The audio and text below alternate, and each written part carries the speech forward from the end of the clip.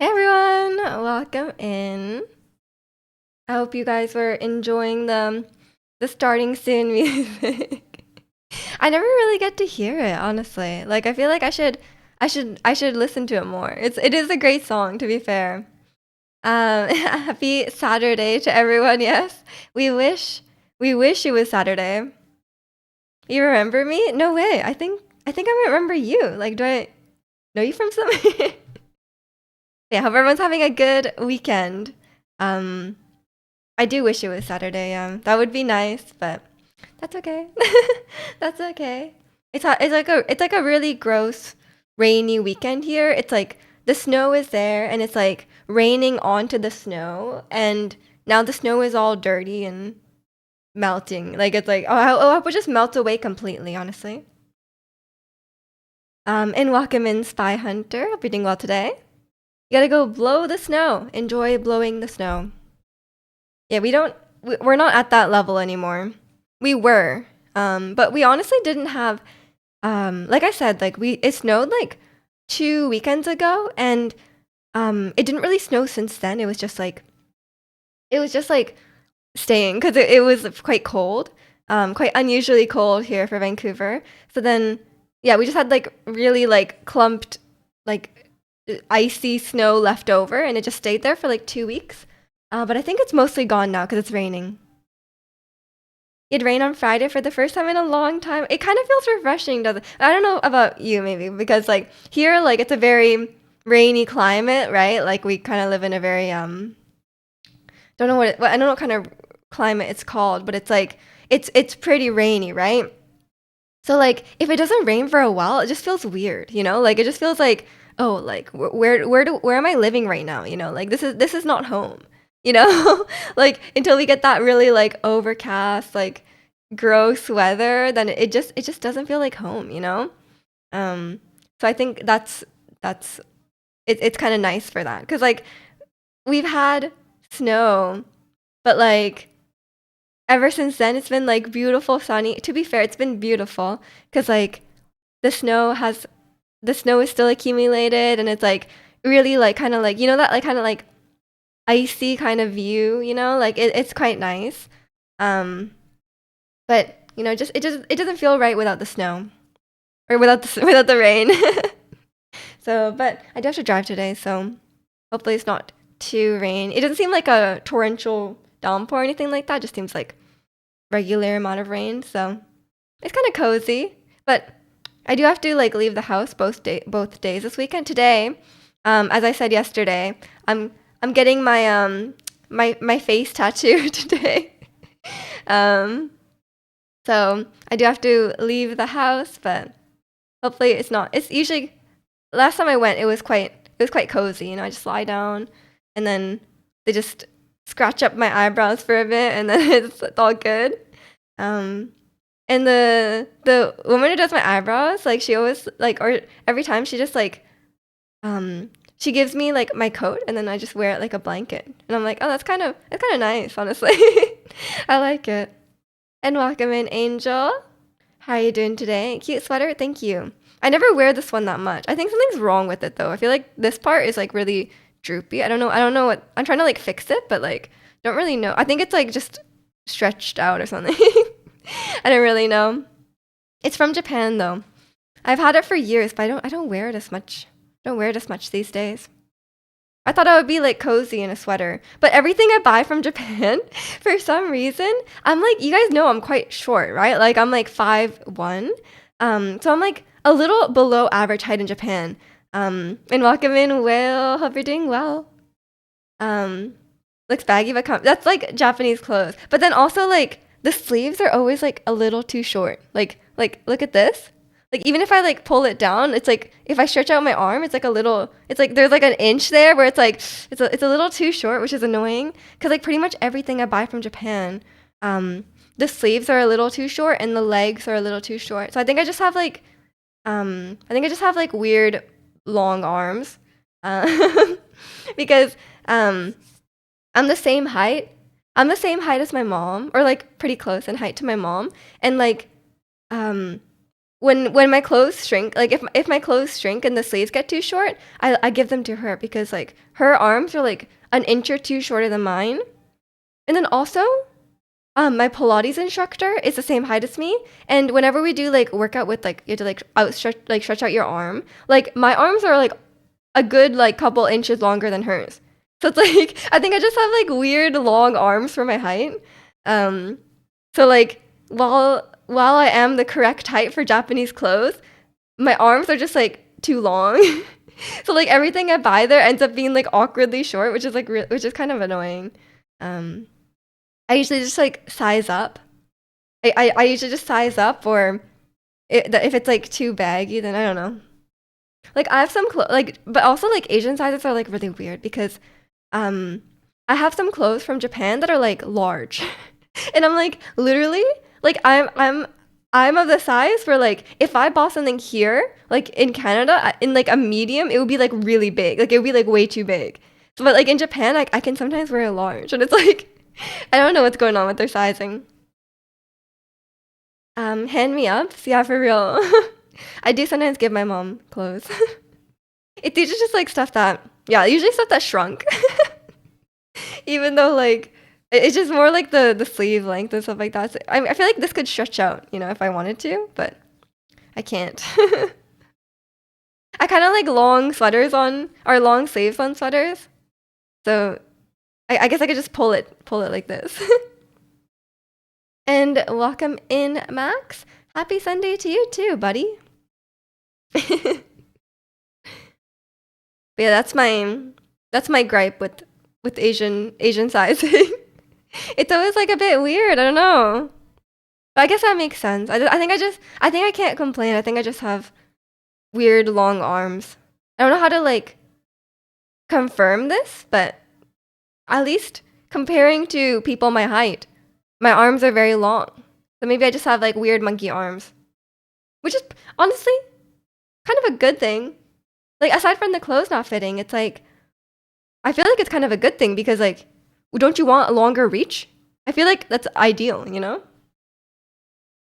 How's my Valentine's Day last week? It was actually like I had a lot of like or I had some like family obligations, so it wasn't that eventful. It was like chores, not chores, but like errands, I guess. Um, and welcome in, Lee. How are you? Yeah, and yesterday I had, you guys know I had my first physio appointment because like I do Pilates and they're offering physio as well at Pilates. Um, So I met my instructor's boyfriend, who's a physiotherapist, and I was telling him that I get like this like hip pain, and he says like there's probably nothing wrong with it because like I have like full range of motion on my hip, so like I'm like that's true, yeah, that's a good point, and apparently it's just weak.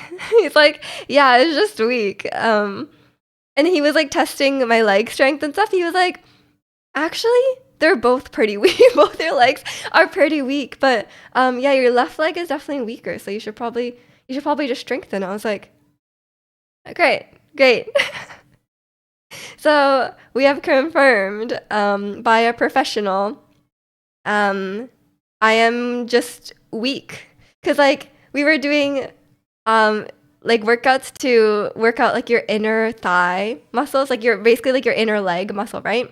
Um, and I suck at those. My inner thighs are so weak. Like any workout where you have to like squeeze something like um with like your legs, or like if you're doing squats and your legs are like outturned, um it's really hard for me. So I think like yeah, I think that's the main thing.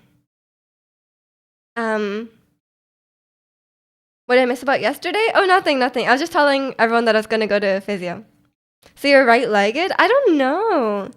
I guess so, but like, how can my left leg be that much weaker? Maybe I just like work out unevenly or something. Um, or maybe I just like, yeah, maybe I depend more on my right leg strength. But I think it's more to do with like, so when I first went to Pilates, my legs were not straight. Like it is quite common for people. You could either be like bow-legged or like your knees can be turned inwards. Um, so because mine have improved, but I think that also probably um comes from or is related to one side of your leg, like either the inner side or the outer side of your legs being weak, which is probably why you have like this like leg posture issue. So maybe I think that's probably related. Although I feel like we fixed that because my legs when I stand it's like straight now, but I don't know. So basically, like everything is weak because we are also doing back workouts and arm workouts recently, and my back and my arms are so weak. Like I think it's hard to tell what is the weakest part of my body. You know, like I feel like it's probably my arms and my back. Like anything that's like arm workout, I think that's probably the weakest because like we don't really do much of that. Um, but my legs are pretty weak. Like not to like put blame on anything, but like I swear since I had COVID, um, like after I got COVID, I would walk for like I would go on like a normal length walk, like a 10-15 minute walk.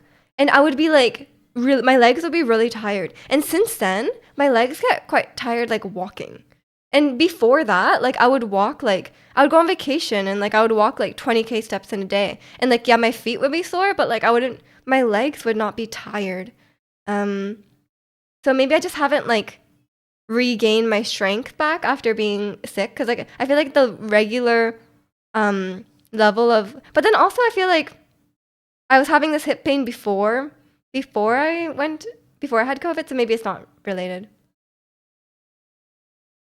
You're just feeling weak in some parts of your body, but you're okay. Oh yeah, yeah. My health is fine. Yeah, it's just I didn't go to physio because like I really need it. It was just like they're offering it at my Pilates studio, and if I go to the physio for like 10 minutes after my Pilates, it gets covered by insurance. So I was like, oh, I may as well use up my insurance benefit, right? Because I can go like a few times, and have that covered. So that's basically why I did it. But it's also just good to get like a checkup. You know, it's not like for most people, you wouldn't just go to the physio for no reason, right? So it's nice to have like a little checkup. But my instructor wants me to ask him like where I'm weak in my body, but I'm like, bro, like we know it's everywhere, like pretty much everywhere except maybe my core. Like my core, I think is fine. It's not like the strongest, like, but like it's like it's doing okay, But pretty much every other muscle is like every other muscle is weak. And me and my girlies, of course, of course. Me and Chewan. It's such a good song, honestly. One of my faves. But yeah, it's the new KDA. What? We're not gonna show them how we do it every day? I miss that though. Yeah, how are you guys feeling? How are your bodies doing? Like how do you feel strength wise? How's your workouts go? I know we're a bit of gym rats here. How's your workouts going these days? Like for me, yeah, I definitely need to focus. Well, I need to do the workout that the physio gave me, of course.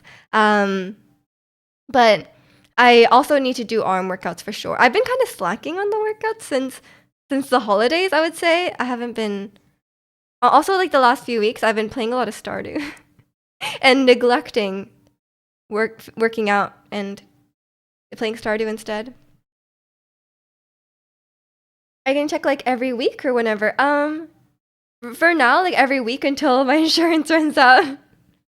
And then I will just stop, I guess.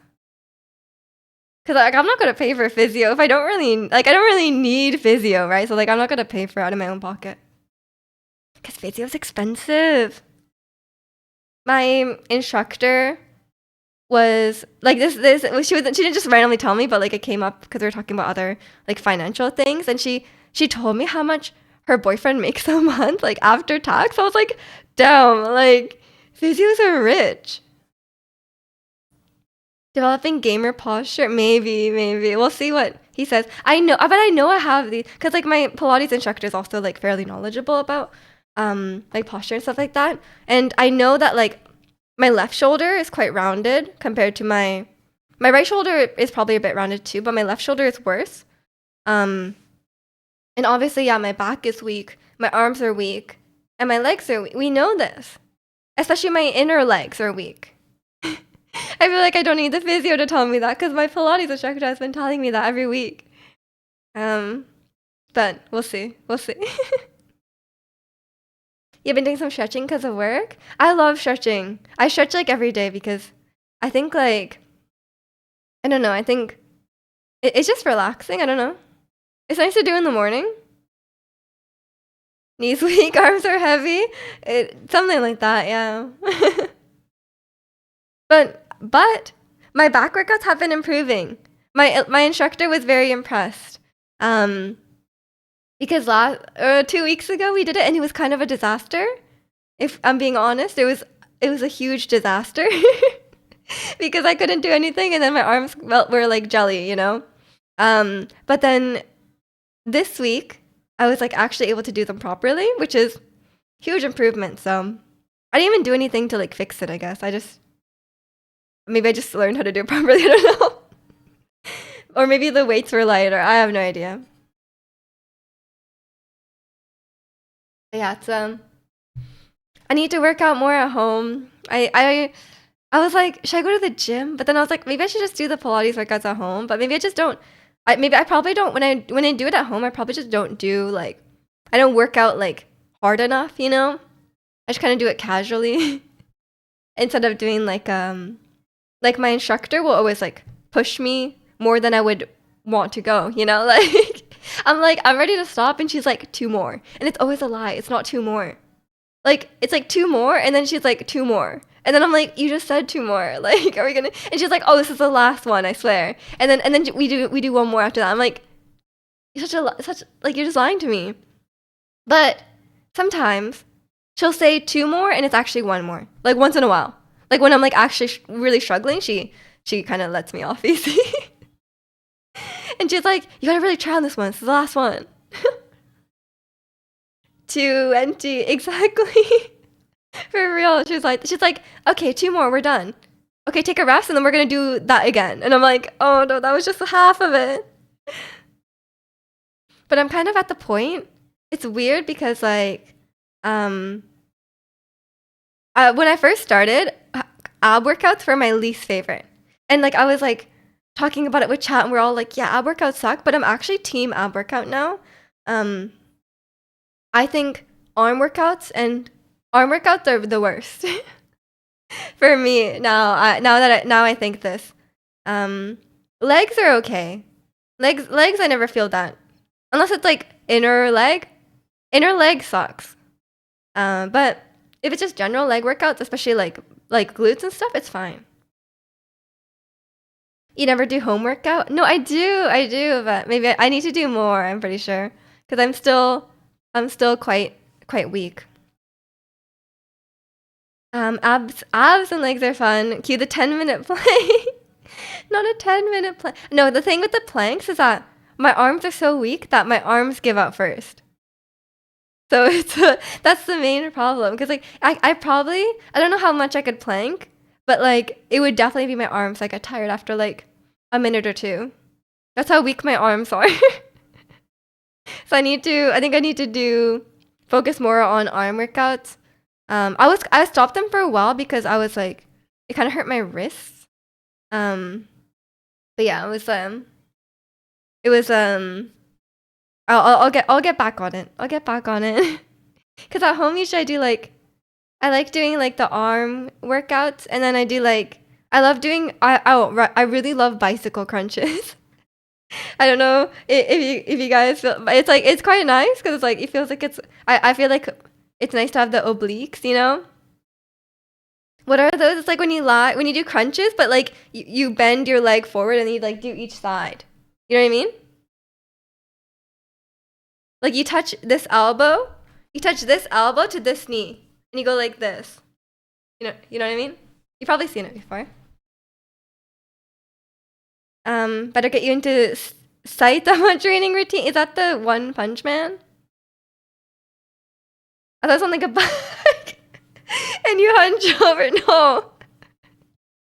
I will not. You guys know? Do you know my history with bicycles? I would never be able to do crunches on a bicycle. I can barely ride a bike without falling off, you know? Like it's not gonna work out for me. It's gonna be very dangerous.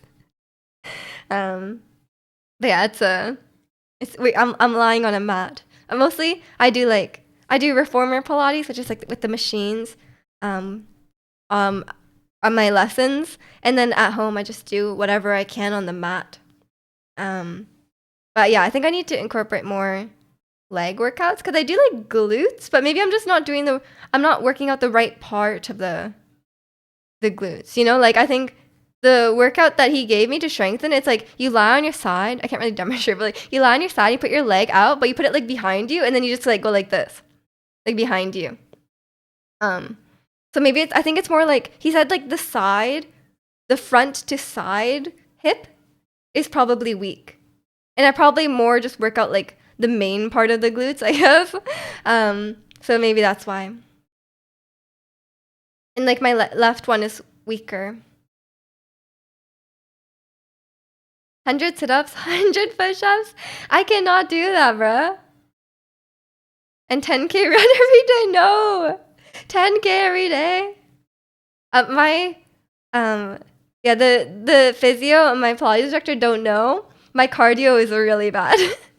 But they will never know because like we only do like strength works out. Like we don't it's not like it's like you know like it's like yoga, right? It's not like it's not like there's no cardio involved. But I think if I ever go to like if I ever do go to the gym or like get like a personal trainer or something like that, I'm gonna suffer with the cardio because like my cardio is so bad.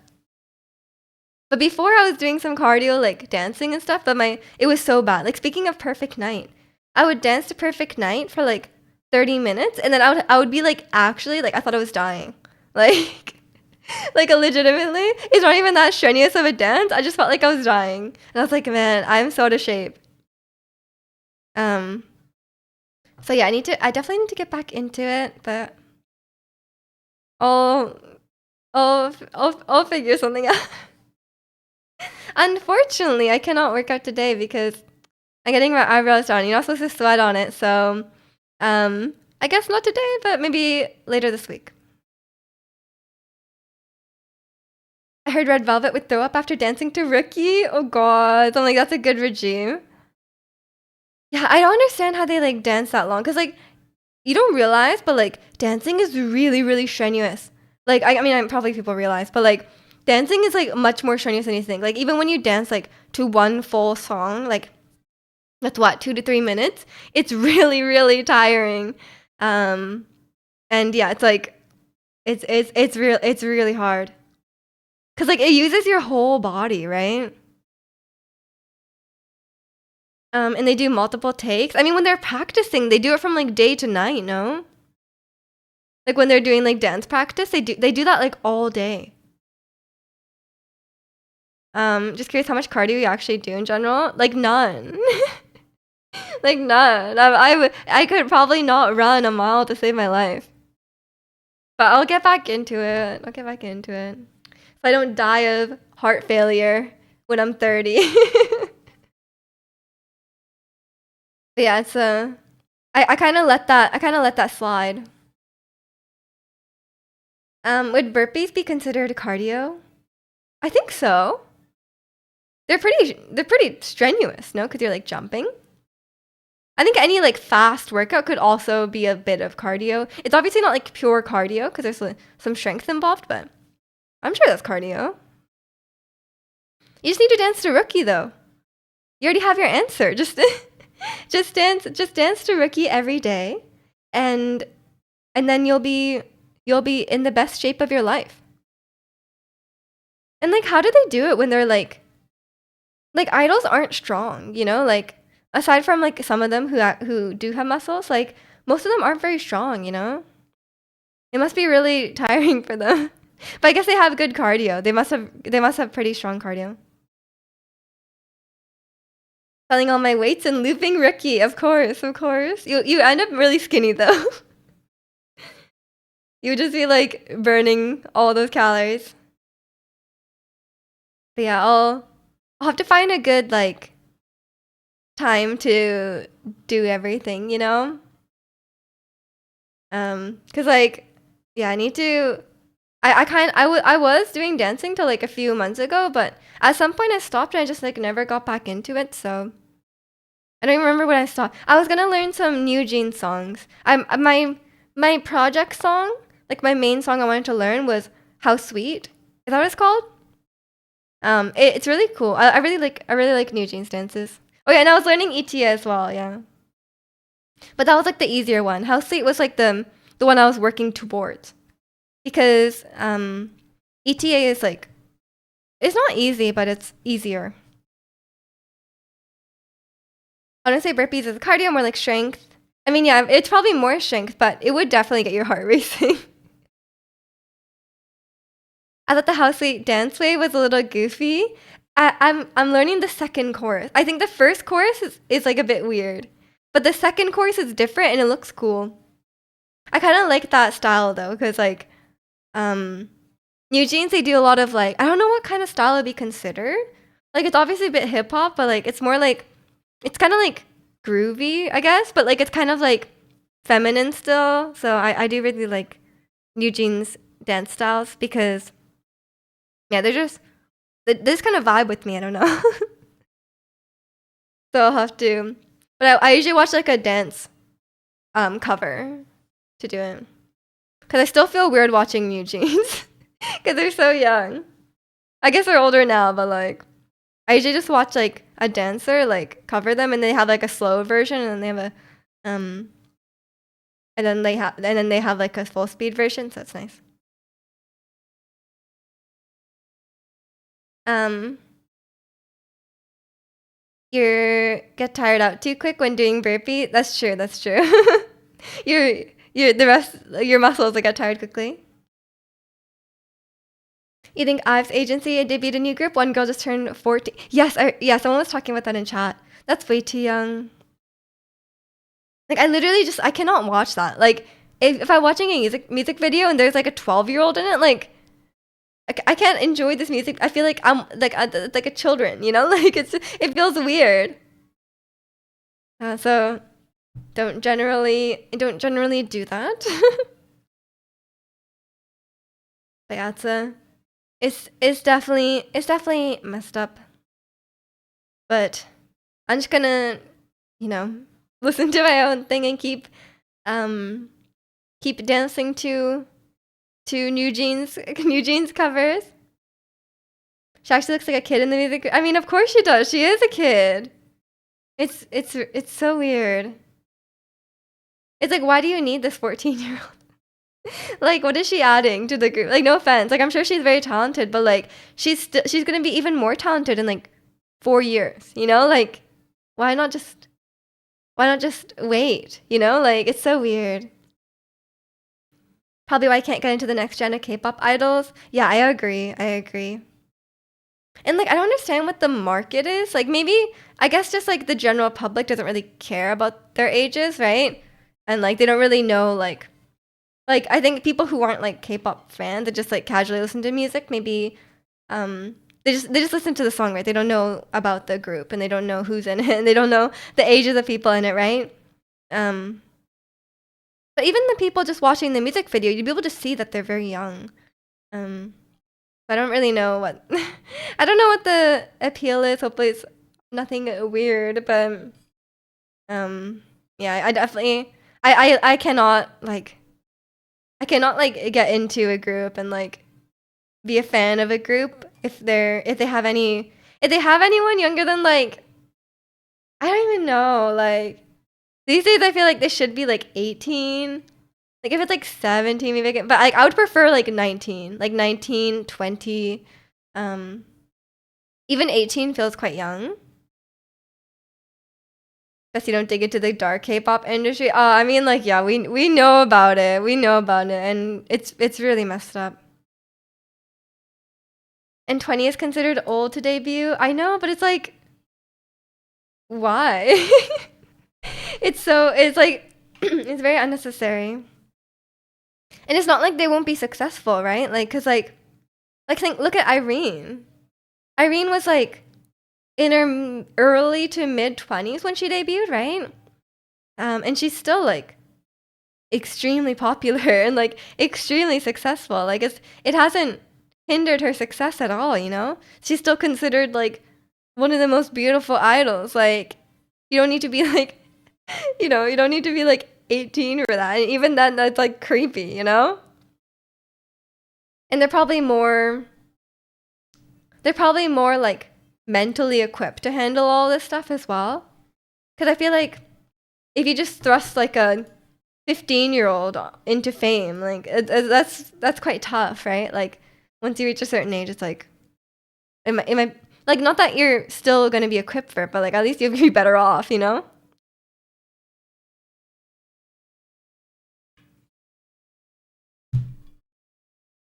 Did the group JYP had in the US dirty? I don't know who that is.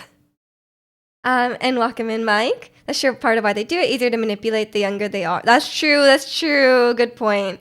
It's easier to make them sign those like 7-year contracts that like pay them nothing, and like just that probably helps as well. That's probably part of the reason. And they will like just kind of like go along with stuff. And there's like that's the thing because of like I would be like more open to it if they like not that I would want them to debut anyway, but like it would be better if like there was someone there protecting them, right? Like cuz like we like that they're not being protected, right? Like why like maybe their parents should be there. Like it'd probably be a lot less attractive for companies and stuff to debut the young kids if like say like if they're below 18 or 20, like their parents have to approve of everything, you know? Like then but then obviously you probably have some parents who are like only care about just making their kid famous, right? Like but at least it would help, you know? Cuz like there's no one looking out for them. And they don't know better, right? Like they're not going to know if someone's like taking advantage of them or like if something's unfair or like why? VCHD, JYP American K-pop group. Like they're American people. um, yeah, I don't really know how I feel about like the like obviously a lot of K-pop groups have like non-Korean people in them, like, and that's totally like fine, right? But like, if you have a group that, like, say your group doesn't release any Korean music, are you still a K-pop group? Like for me, I think K-pop is not like a genre, right? Like I don't think K-pop is a genre. I think it's an industry. You know, like I think it's defined by, like the trainees and the entertainment companies and like that infrastructure of like really like of music. You know, because like when you think about how you become a musical artist here, it's like you make music and you try and sell it to a record label who then sells your music. You're not like bred into it, like, um, but like in most cases, I know K-pop like took their structure from like Motown, like Jackson 5 and stuff like that. But in general, like in like Western music industries, you don't like apply to the company and then they like make you into an idol or whatever. You can get the fair assessment. Yeah, I think because like otherwise, how do you define it? Because like there's lots of K-pop groups who like, for example, like XG, like they're not really like Korean or sing in Korean, right? Like it's like and like even many K-pop groups have non-Korean songs or like fully English songs or even albums. And welcome in Minchinam. If you're doing well today. VCHA. Man, these acronyms, these K-pop groups with the acronyms they're like math formulas sometimes. It's too hard to keep track of. At what point are you simply a pop group? Yeah, I don't know. I don't know. I think K-pop is just like, yeah, the entertainment companies and like the training, the trainees and stuff like that. Like because like their industry is very different to anything else, you know? XG is a wild concept. It's very like trippy in terms of like how do you define it, you know? Um,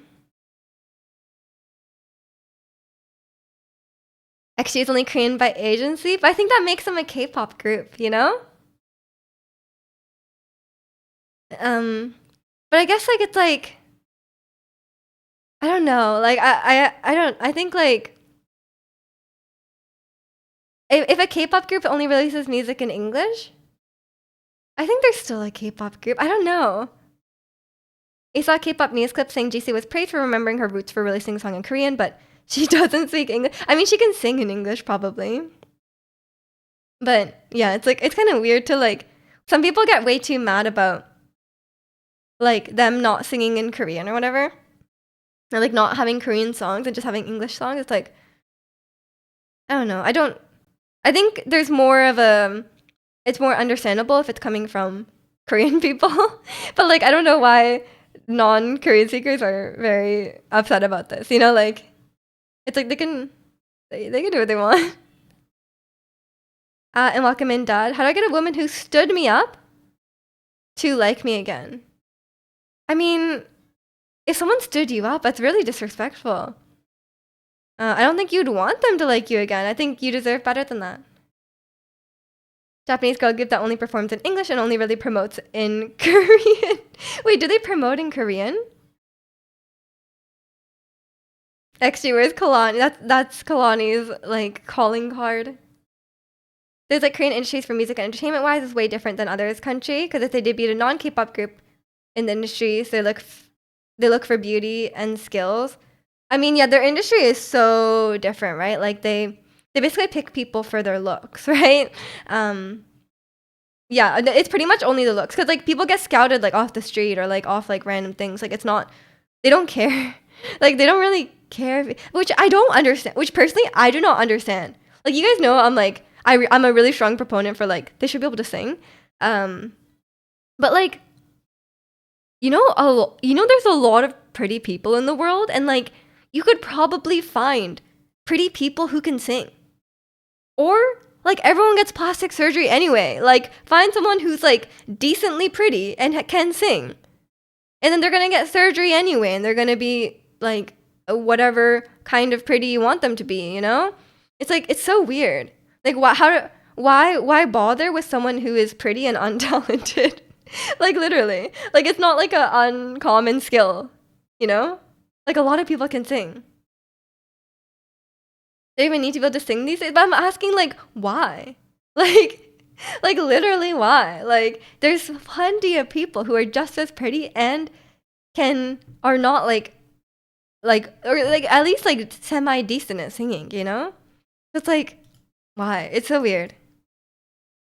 I guess they're just so hyper focused on looks and they find someone who's like really pretty and like by like their standards and then they're like, well, you're gonna be in the group no matter what, you know? We're gonna try and teach, or like sometimes they don't even bother trying to teach them to sing, you know? But yeah, it's yeah, their industry is definitely completely. It's like completely controlled by the companies, right? Like there's no, it's not about like the artistry of it or anything like that. Less leverage over the people who can sing? What? In what way, man? They have other options if push comes to shove? I mean, I doubt that. Just because you can sing doesn't mean that you can automatically become like a singer, you know? But yeah, it's maybe I think they just don't care, honestly. I think they just don't care. They're like, we'll just auto tune you. You'll just lip sync all the time. Like they don't really care. I don't think it's even part of the equation for them. You have to understand, like when an industry sees a beautiful male or female from another country, what? What industry are you talking about? Like about K-pop? What's the other country? You really woke up super cynical this morning. I mean, you're not wrong though. Like the industry is obviously super messed up and like super. I mean, I've been very cynical about the K-pop industry for a while now, and I think that's all you can be like, because like we know how awful it is, right? Like obviously the idols within them, they're just trying their best and they want to live their dream, right? Like which is I think another tough thing because it's like you don't want to support the industry, right? Like I don't want to support the industry, but what about the idols who are like who are what are they called? Like the idols who are like active now, like do you punish them? Like it's not their fault, you know? But like I also I just don't want to support the industry because there's there's so many issues. There's obvious like honestly I feel like there's way more bad things than good. Like I don't even know what's good out of the structure of their industry. Like I guess you have like I guess people can like anyone can make it, I guess, because like they can audition and it's not based on like whether you get exposure or not. I guess that's okay, but like honestly, like the way they go about it is really messed up. Um,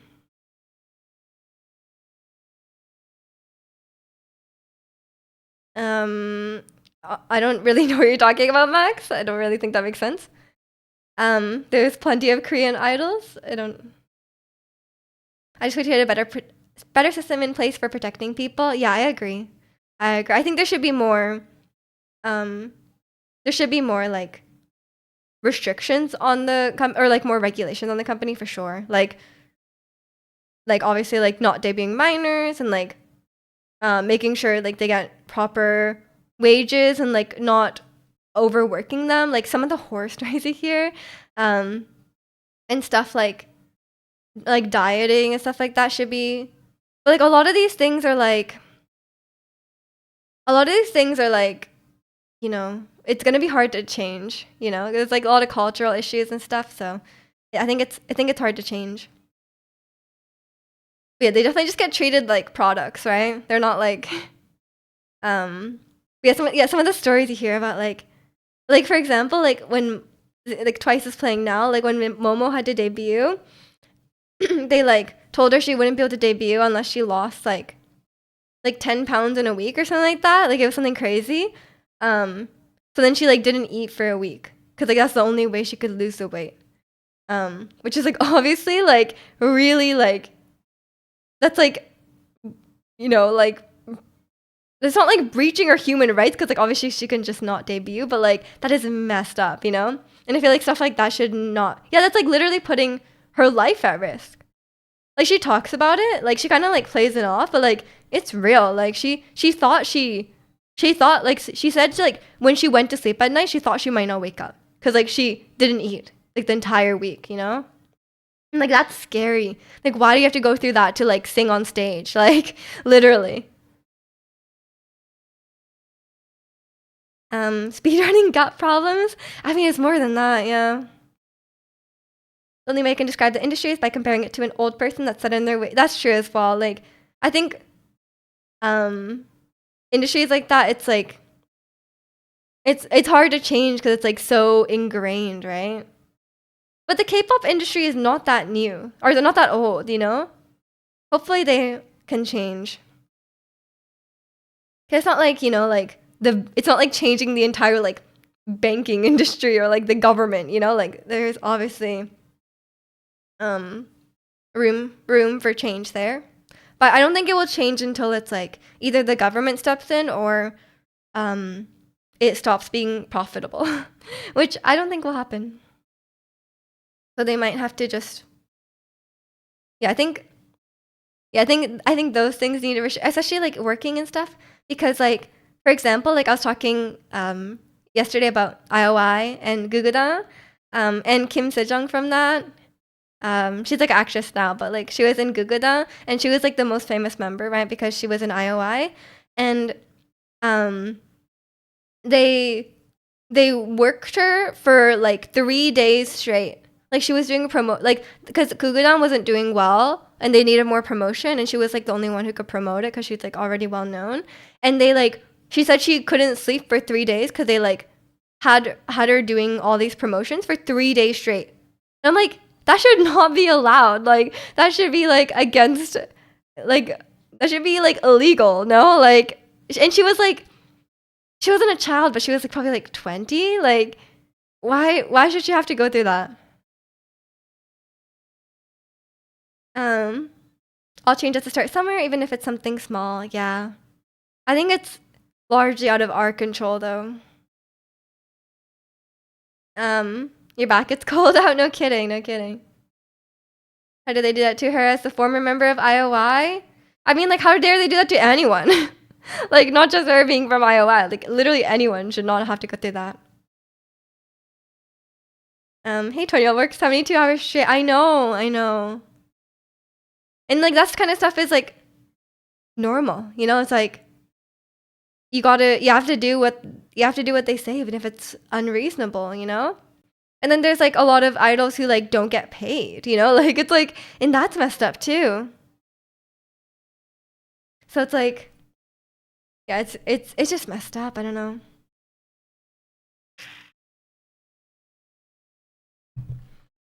The new dog won't be able to pee because the snow's too high. We have to pave a path for my dog because he can't like walk in like because the snow was like this and he's not that tall, so it would go up to his belly. So we had to make a path for him in the yard. But he's like, you guys know he's blind, right? So like he doesn't know where like the edge of the path is, so he keeps hitting his face on like, you know, like the indent of the snow and there's like walls. He keeps hitting his face on those walls, and when he comes back his face is covered in snow. It's kind of funny, but I feel kind of bad. But like he just can't see it, right? Like what can he do? He could clear the whole yard, but it's kind of tough. You did that Thursday, but you got the blow stuck. Oh no. Yeah, we don't have a snow blower because it doesn't snow enough for us, so we just shovel it the manual way. Pave a path for Luca. Luca just ignore it. He just can't see it, man. He's blind. But yeah, it's kind of cute. It's kind of cute. But luckily it doesn't snow too much. The main thing is like when there's a lot of like salt on the ground, like, you know, they like put the salt on the ground to make it not slippery, but like it really upsets his paws, like the skin on his paws, so he has to wear these like little boots and he hates them. And welcome in, social. Hope you're doing well. You shovel manually and still oh, I don't shovel, I don't live there. My brother does it or my mom does it. So I don't, yeah, maybe I probably could, but yeah, shoveling is really tiring, honestly. I do not miss having to do that. I live in a condo now. June Broju probably strong. I mean, my brother does sports, so he's probably stronger than me. Streamers don't shovel. Yeah, streamers don't shovel. We don't leave the house. You don't need to shovel. Just people to take care of that. Yes, I hire the local 15-year-olds. And I tell them, you can't debut until you shovel my driveway. And they do it. They do it. Trying to get yourself off your rear and do chores. I had to like do a big clean yesterday because my apartment looks so messy. I was like, how did this happen? I was like looking around. I was like, why is there stuff everywhere? How did this happen? So then I had to clean up. Made you 1,000% stay snowed in because she didn't want to go out to shovel. I would. Seems tiring. Used to work maintenance at the apartment complex he lived at, so he had to shovel everything. Oh yeah, I do not envy the people who work maintenance at my condo because like they have to shovel the driveway and they have to like they're always doing a lot of stuff. You know, there's a lot of stuff to clean. So I'm grateful for them. You know, it's very nice. I do enjoy the condo living, I have to admit. I don't think I could I don't think I ever want to own a house, like a standalone house, and like do all the gardening and do all the like all that stuff myself. Like, I think I'm too spoiled, you know? I'll just pay that strata fee. Um, it'll be a workout. I mean, I don't have anything to shovel. You mentioned Luca's booties for the salt. I never paid attention until you said it. Now I walk my dog on the grass every chance I get. I think it's just because like my my dog's a Havanese, and they tend to have skin issues. So he was having some skin issues walking on the salt. But for most dogs, it probably is fine as long as you wash the salt off their feet. I think they're not like eating it. But yeah, he always gets like irritated skin. It's quite common for him. Meiji drags the K-pop industry for debuting 14-year-olds but hires 15-year-olds for manual labor. They love it. They yearn for the manual labor. Do you mean? Just don't guard it. I know, but you have like stuff to take care of. Like if you live in an apartment, if you live in a house, like there's like, you know, there's a lot of stuff you got to do, you know? My dog refuses to let me put the beauties on, so we walk only on the grass too. Yeah, it's tough to get them on. You have to really hold them down. But if you have a bigger dog, it's probably hard. Worst part about that job was that you could never just be at home. You were also always at work. People would come knock on your door any hour asking for things. Oh yeah, that would suck too. Like I think I grew up in a townhouse, and we definitely had a maintenance guy as well, and we would like ask him for stuff. But it's really nice. Yeah, it's probably tough being that person. Like you might do you not have like business hours? You have a bigger dog. Yeah, good luck getting those boots on. Yeah, I don't think I have. I mean, I don't know what the people do for maintenance here because I rent, right? So if I have like a maintenance issue, I just bring it up with the landlord or just leave it. Um, my sink is like a little bit broken, but I just leave it. I'm like, it's still working. It's slightly broken, but it's like still working. And I just can't be bothered with fixing stuff. Speaking of snow, you're getting some here on Wednesday and Thursday this week. I hope it's not too bad for you. It's a two-person job, so if I'm walking him, it's because I'm home alone with them. Yeah. Even for my dog, it's a bit of a two-person job. Someone has to hold him down and hold the leg out, and then the other person has to put the boots on, you know? It's very tough to do with one person. That's me spewing high-pressure water from Egypt to notice. Yeah. I literally just like, um, I've just been leaving it because like, I don't know, I just can't be bothered dealing with the landlords because like technically in my lease they put that I'm responsible for my own repairs, which is not a legal clause to include. So if I want them to fix anything, I have to like bring that up with them and be like, hey, like you put this illegal clause in the lease, right?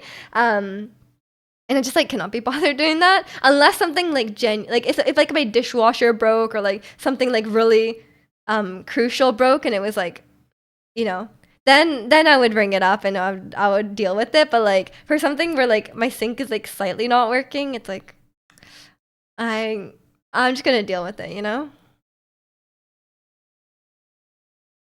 On the plus side, you're good at fixing your own stuff, so you usually don't have to ask.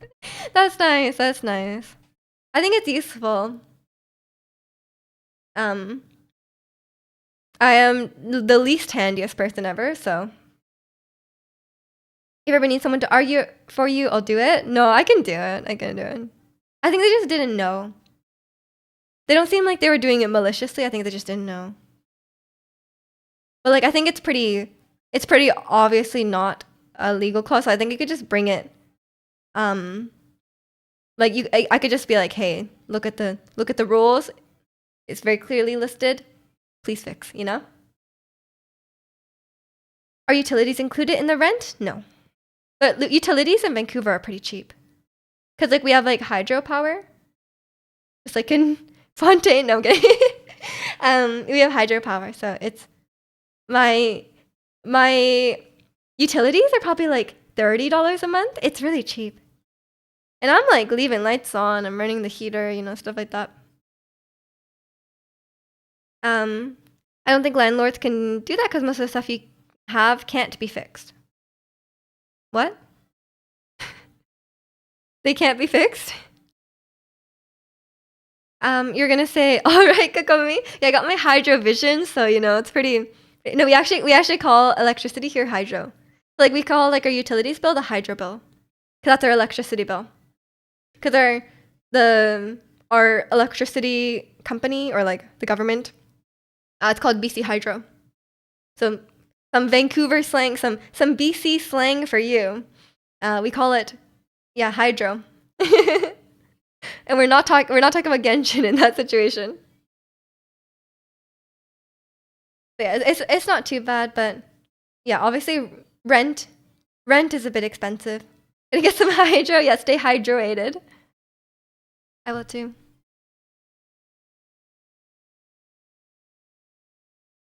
But yeah, honestly, like utilities and the rent doesn't even matter because like rent is so expensive here. So it's like it doesn't really make a big difference. It's like you're still paying a lot. You guys call it hydro. It's not like water energy. Yes, because it's our electricity is powered by like dams. We use hydroelectricity. That's why it's cheaper as well. It's like I guess cheaper to maintain or cheaper to produce. Don't know. We get lots of water here, that's for sure. And usually stuff like water utilities are free. Some places have a meter, but generally it's just like a flat price or just like you just usually like for like in my like lease like a lot of times if you're renting you don't even pay for water. It's like it's kind of like a negligible amount. Um, you guys don't have like solar power? We probably have some, but I think the main electricity is hydro. So the electricity pump called hydro pump? What's an electricity pump? But I'm sure if we had one, we would call it a hydro pump. Yeah, it's a it's very strong. I never thought about that. Gonna make the Pokemon joke? I know, I know. And welcome in, Harry. How are you? Hope things are going well. Yeah, I was playing a bit more. I had a bit of free time yesterday, so I was playing a bit more Stardew. I'm almost done winter of year one. I'm very close to filling up my quarry with kegs. I have about 275 kegs. I just need like 100 more, and then I'm done with the quarry. And then I might don't know where I'm gonna put the rest of the kegs.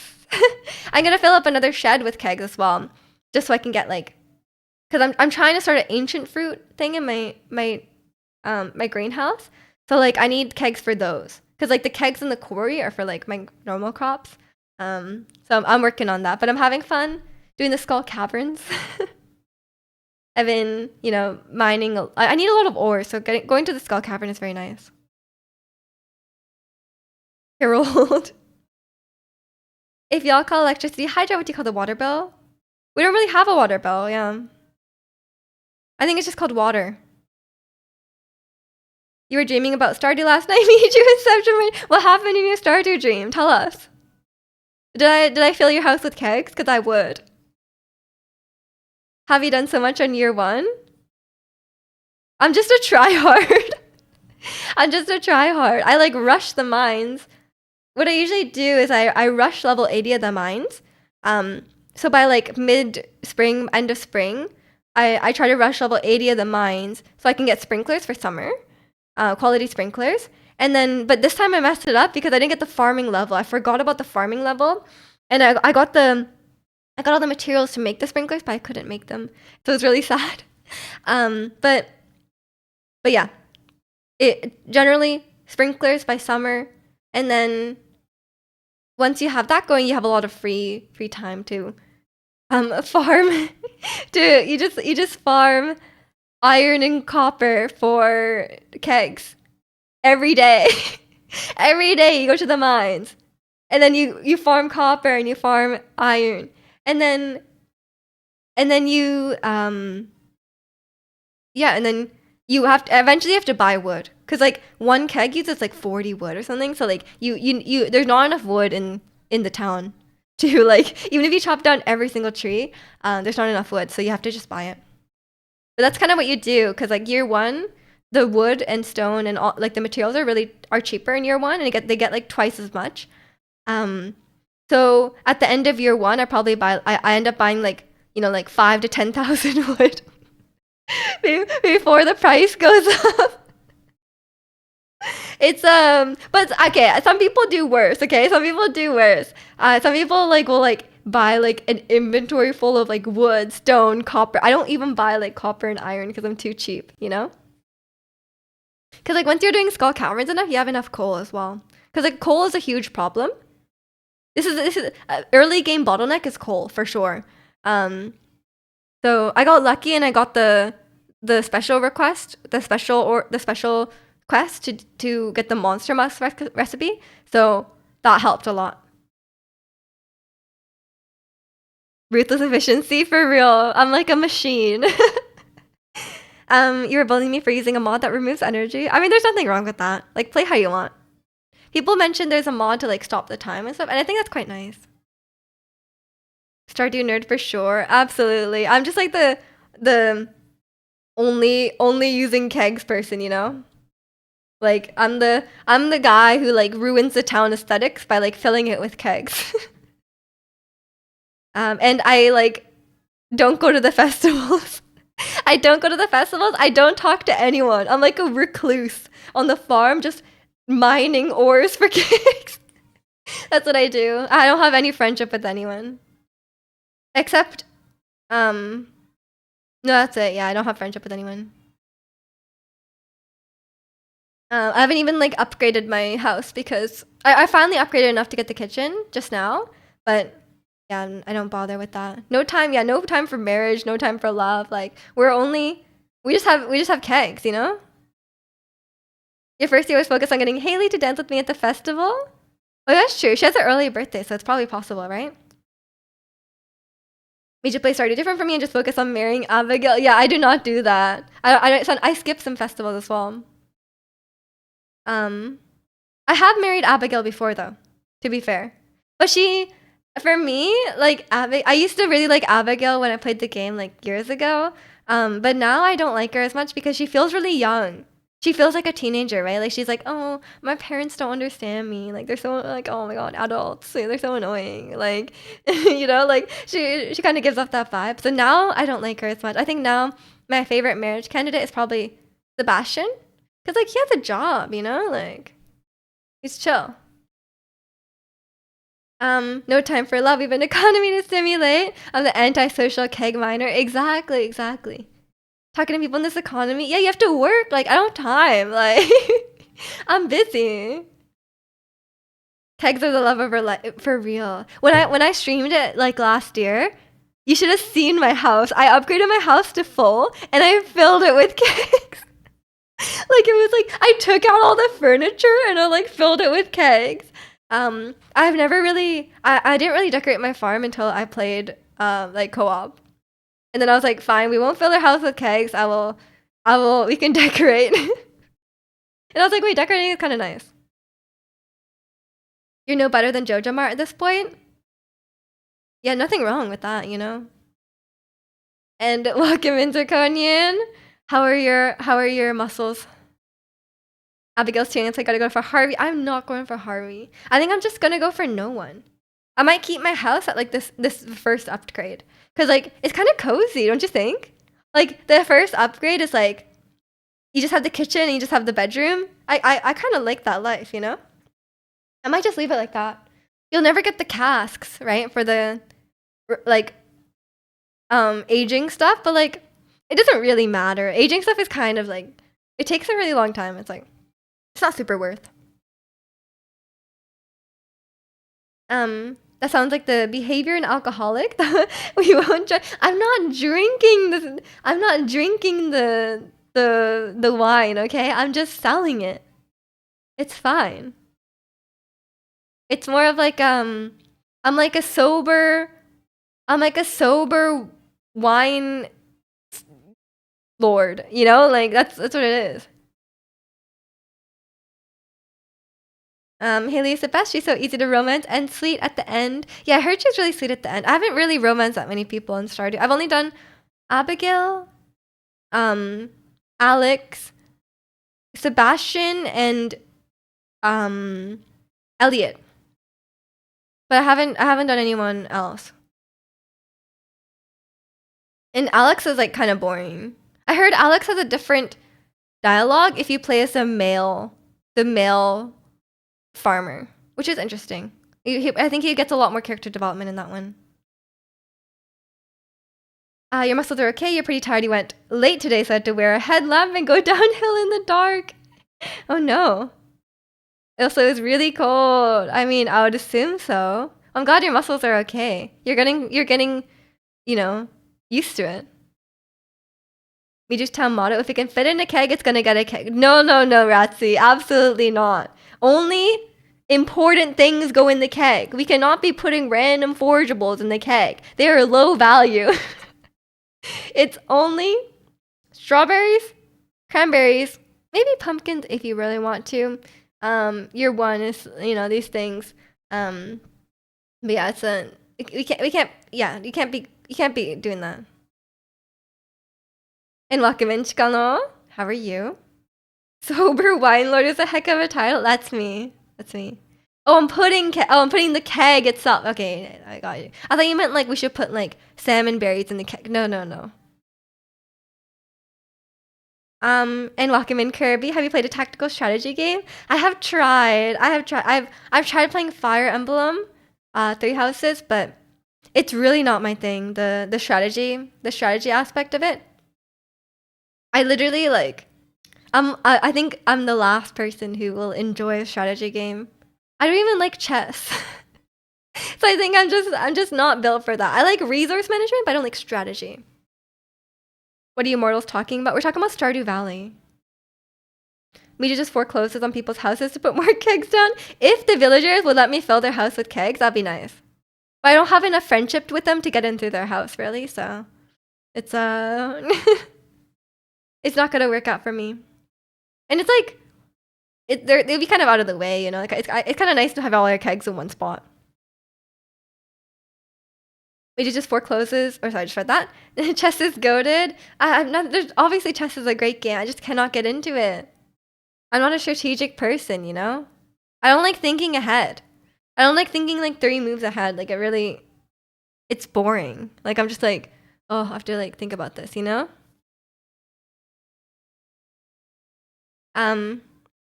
friend tagged me in a post where this dude was at a casino and they had a P5 slot machines. The P5 gotcha. Renting out your spare bedroom as keg storage for the local wine lord. You better, yeah. And you better fill them back up when they're done producing. And you better not skim off the top. I'll know. I'll find you. Your Black Eagles mages are weak sauce. What? What is that? But I'm sorry, they're weak sauce. It's probably from a game that I have not played. But yeah, I cannot get into strategy games.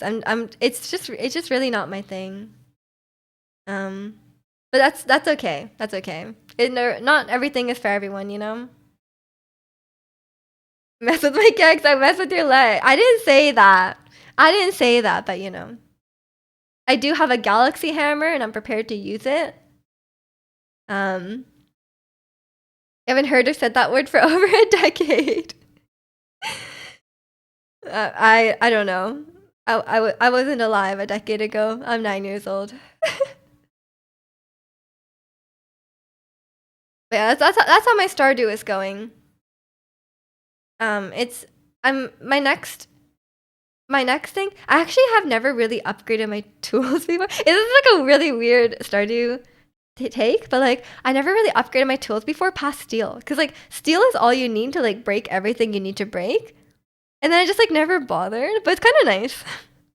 I now have iridium tools and it's nice because I'm like, oh okay, I see why people upgrade their tools now, but like usually I just don't bother because it's like I'm frugal. Like what a waste of money. And I never upgraded my watering can because like why would you upgrade your watering can because you have sprinklers? But then People were talking about like Ginger Island, and like I just never went there, um, because like I stopped playing after like year 1 or 2 usually.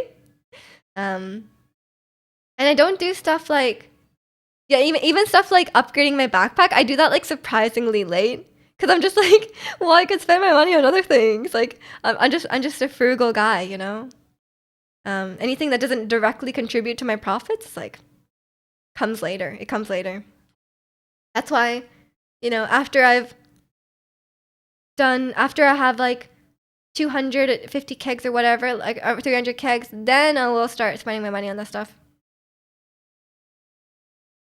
What is the purpose or premise of Stardew? It's like a RPG, like a farming RPG.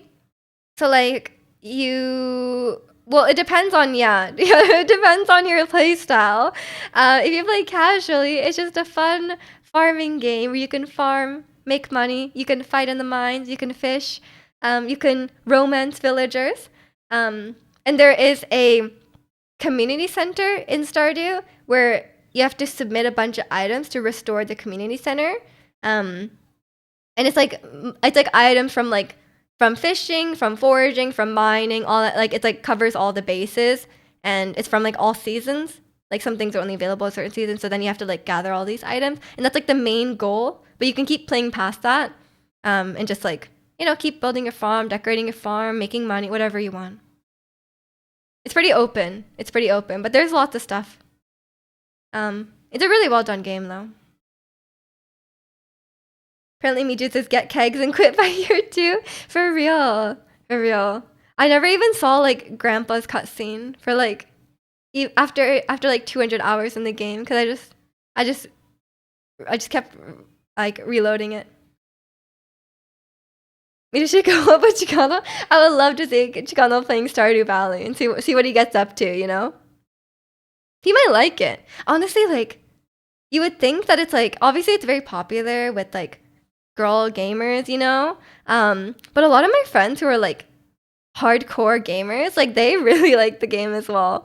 I think it just tickles like the right. It hits the right spot for both casual people and also for like it's good casually because like there's no time limit, right? You could just kind of like play at your own pace and do whatever you want. But it's also good if you're like me and you like min maxing because it's very well suited for min maxing. So it's very it covers both playstyles. She's gonna lead the Miju co-op and watch Miju. No, I would criticize him nonstop. I would be like, bro, you're not. This is inefficient. How dare you plant that crop? We have to restart the day. It's made from a Japanese studio. No, it's made actually by a guy from Seattle. It's based off Harvest Moon.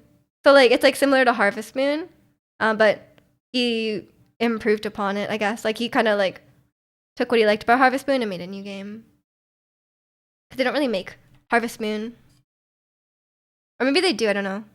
For real, it's probably yeah, he's from Seattle, man. So it's okay if they're from Japan or from Seattle, but not if it's from FromSoft, who is from Japan. Miju Co-op started with the beginner and has to do what they say. Nah. You're a Harvest Moon enjoyer? Then you'll probably enjoy Stardew, honestly. It's like that guy, the guy who made it, he loves Harvest Moon, right? Like he was like a big Harvest Moon fan, and then he basically just like he took the concept of Harvest Moon. There's lots of things like similar, but he definitely like added a bunch. Like there's a lot more like combat and stuff like that. If you like for me, like I spend a lot of times in the Skull Caverns where it's like a lot of combat, a lot of mining, and you kind of just go as deep as you can in the mines, like a dungeon. There's that stuff as well, but there's also like romance if you want to. There's lots. But yeah, it's generally people say like obviously Harvest Moon like paved the path, like paved the way, but like Stardew improved upon it for sure. Just because it's newer. How'd you celebrate Flag Day? I didn't. I don't own a Canadian flag, but in my heart I supported Canada. The Skull Cavern sounds right at home in my cozy farming simulator. like surprisingly, this called caverns is very dangerous, and there's also um dangerous mines. There's actually a lot levels of there's a lot of levels. Also, the name glitch, where if you name yourself, yeah, you can get those items that other people say your name. You can inject a script into your name, basically. Yeah. You have to check them out as soon as you're done at Blood Grotto. What's Blood Grotto? Oh no. Yeah, what is everyone playing these days? I don't know. I need to like. I don't know if I'm gonna have like a new game before Night Rain comes out, but I haven't quite decided. Persona 3, is that new? It's crazy how many iridium sprinklers you got in year 1. I don't have any, man. I'm still on the quality sprinklers. Cause like the battery packs, man. It's a lot of battery packs. You've been watching a Kingdom Come Deliverance playthrough and you're tempted to get it, and Avowed. Yeah, I don't know either of those games. What are they? Final Fantasy 9. Oh. How many sprinklers that you got? Damn. You're doing well, man. I'm focusing on the kegs. Cause actually, sorry, iridium sprinklers are only like 7% more efficient than the quality sprinklers, so I haven't really bothered with it yet. I'll eventually get them. You didn't name glitch it. Oh, okay, now I see what you mean. They're calling LARP so hard. Kingdom Come Deliverance is basically LARP the game. You're a medieval peasant. Why are you a peasant? Okay, what do you do as a peasant? You do farm? Do you farm and worship the royalty? I don't know. Avowed is like Oblivion, Skyrim. Ah, okay. I do know Skyrim. I watched a stat play Skyrim. And then for a while, I was gonna play Skyrim myself. Like before I watched a stat play, I was gonna play it myself. And I was like, oh, I would like this game because like, open world, there's lots of freedom and stuff. But then as I watched a stat play it, both me and Istat also agreed that like, yeah, I probably wouldn't like this. Like it's something just, I don't like quests. Like, is this weird? Is this a weird gaming take? I don't like quests because I feel like they're just contrived. Like I'm just like, why am I doing this? Like I like a story. I like following the story, but like if they're just like do this for the quest, then I'm like, I literally don't care. I'm like, why would I do that? Like, like I cannot be bothered. Like you guys have seen my quest log in Genshin, and you guys have seen my like you should see my quest log in Stardew. Like I don't do anything. Like I'm like, why would I do this for you? Like what are you gonna give me? You train to become a soldier knight, and you go around doing side quests. How dare you? Me and Zirconian are truly opposites. What do we have in common? Like what traits do we have in common? Probably min-maxing, right? Sounds sick, bro. I like a story says a woman addicted to min-maxing her cake. Story doesn't have a story. I mean it does, but like it's not like a narrative-driven game. But I think in a min-maxing game, I like narrative-driven games and a min-maxing game. And I like games with chores. Give me a keg and I'll do it. Exactly. How does Miji like a good story when she's infamous for being a dialogue skipper? I mean, most of my favorite games are story games. Like I got into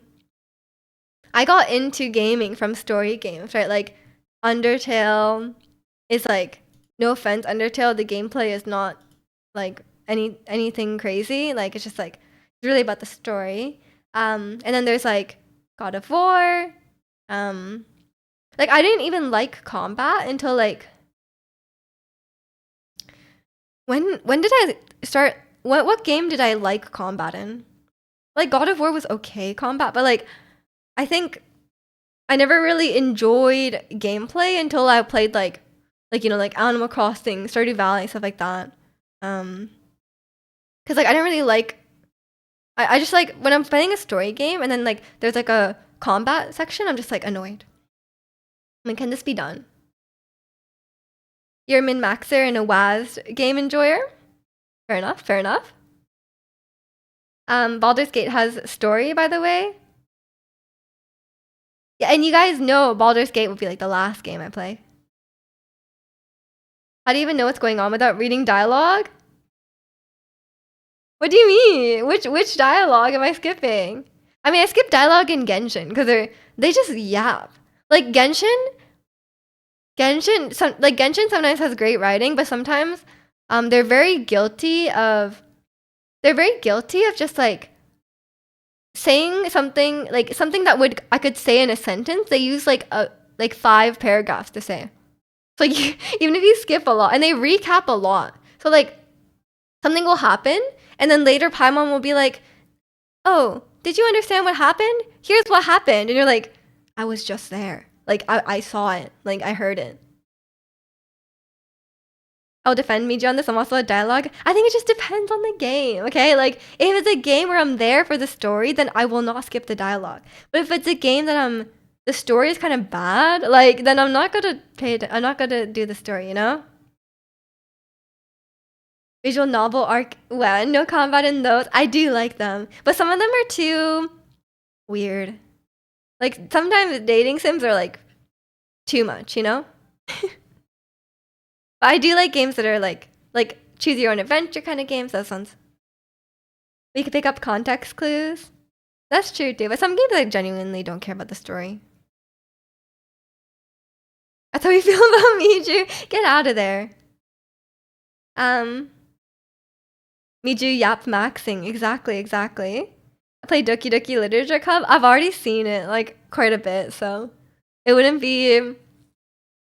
I feel like it only works like if you're not aware of what's gonna happen, you know? Like, I feel like I'm already very familiar with it.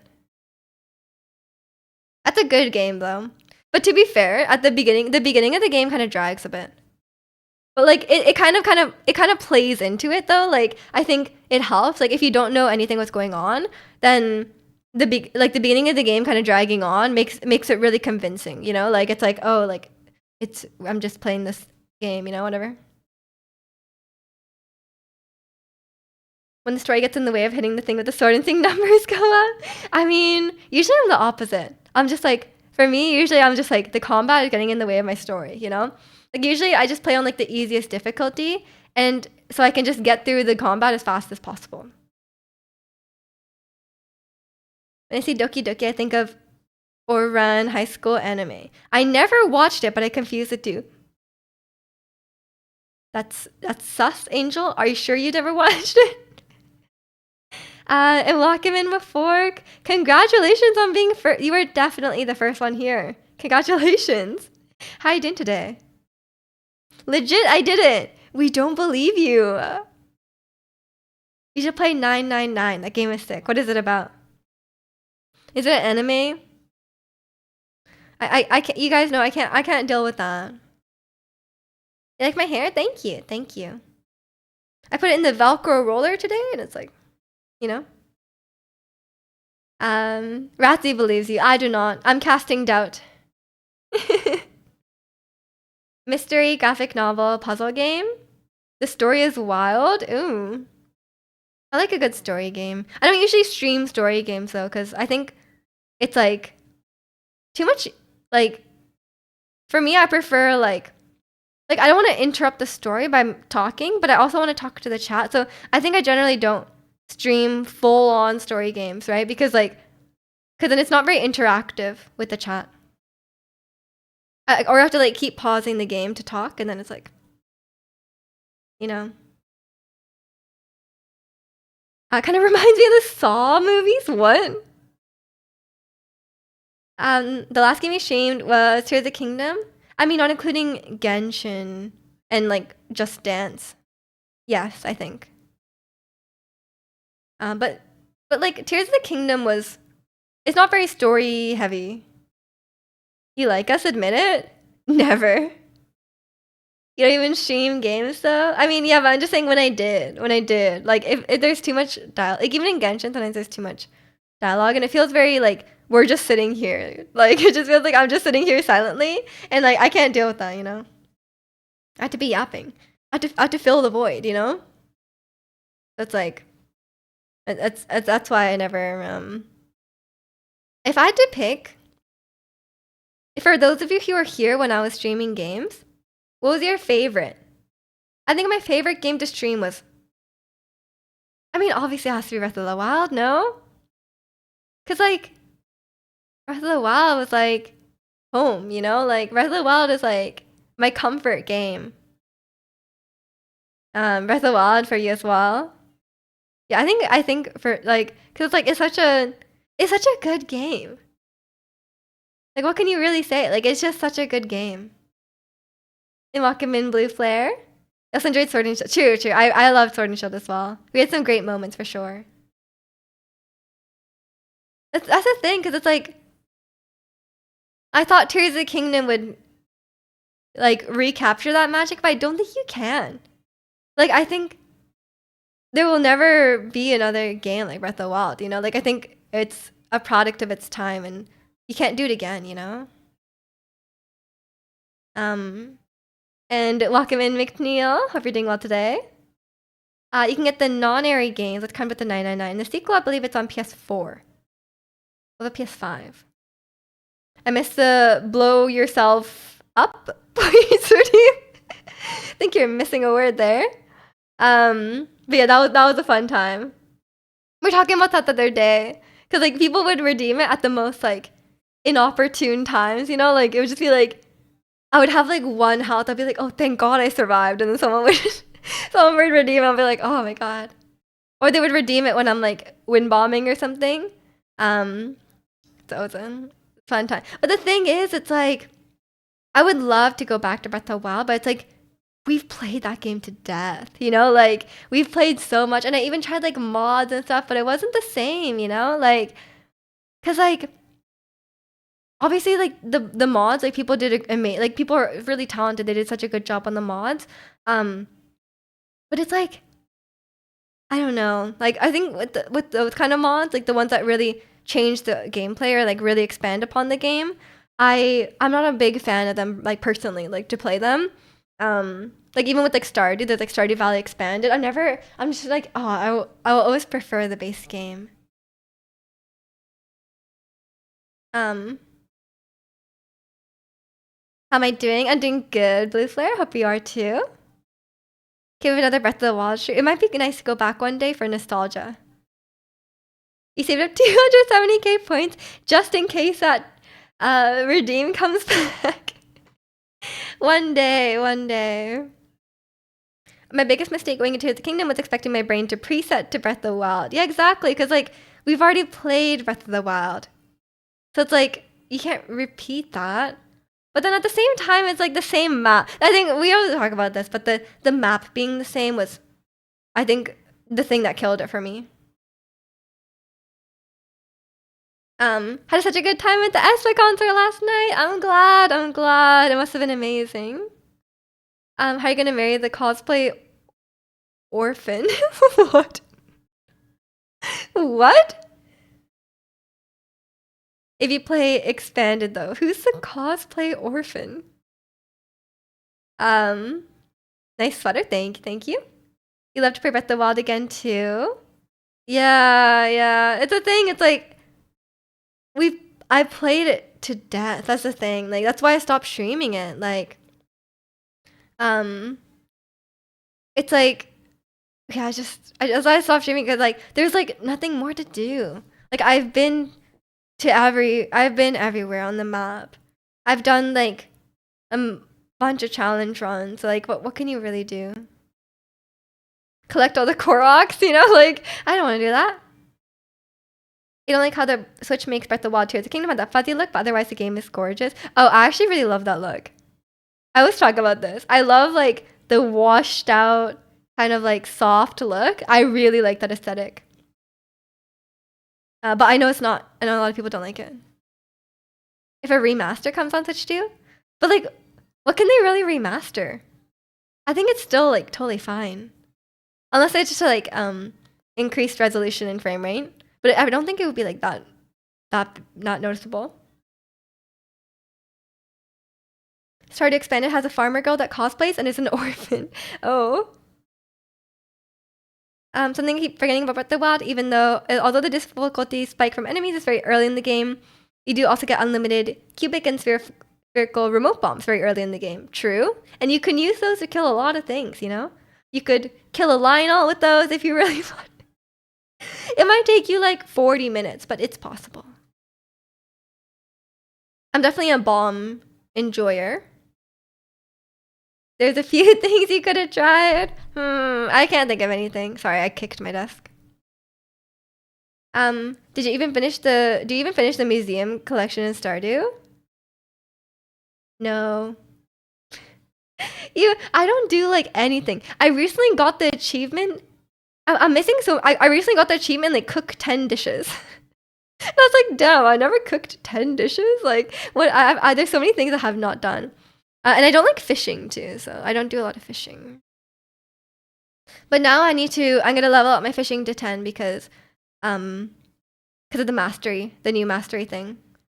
But I have a mod to skip the fishing mini game, so it's pretty easy.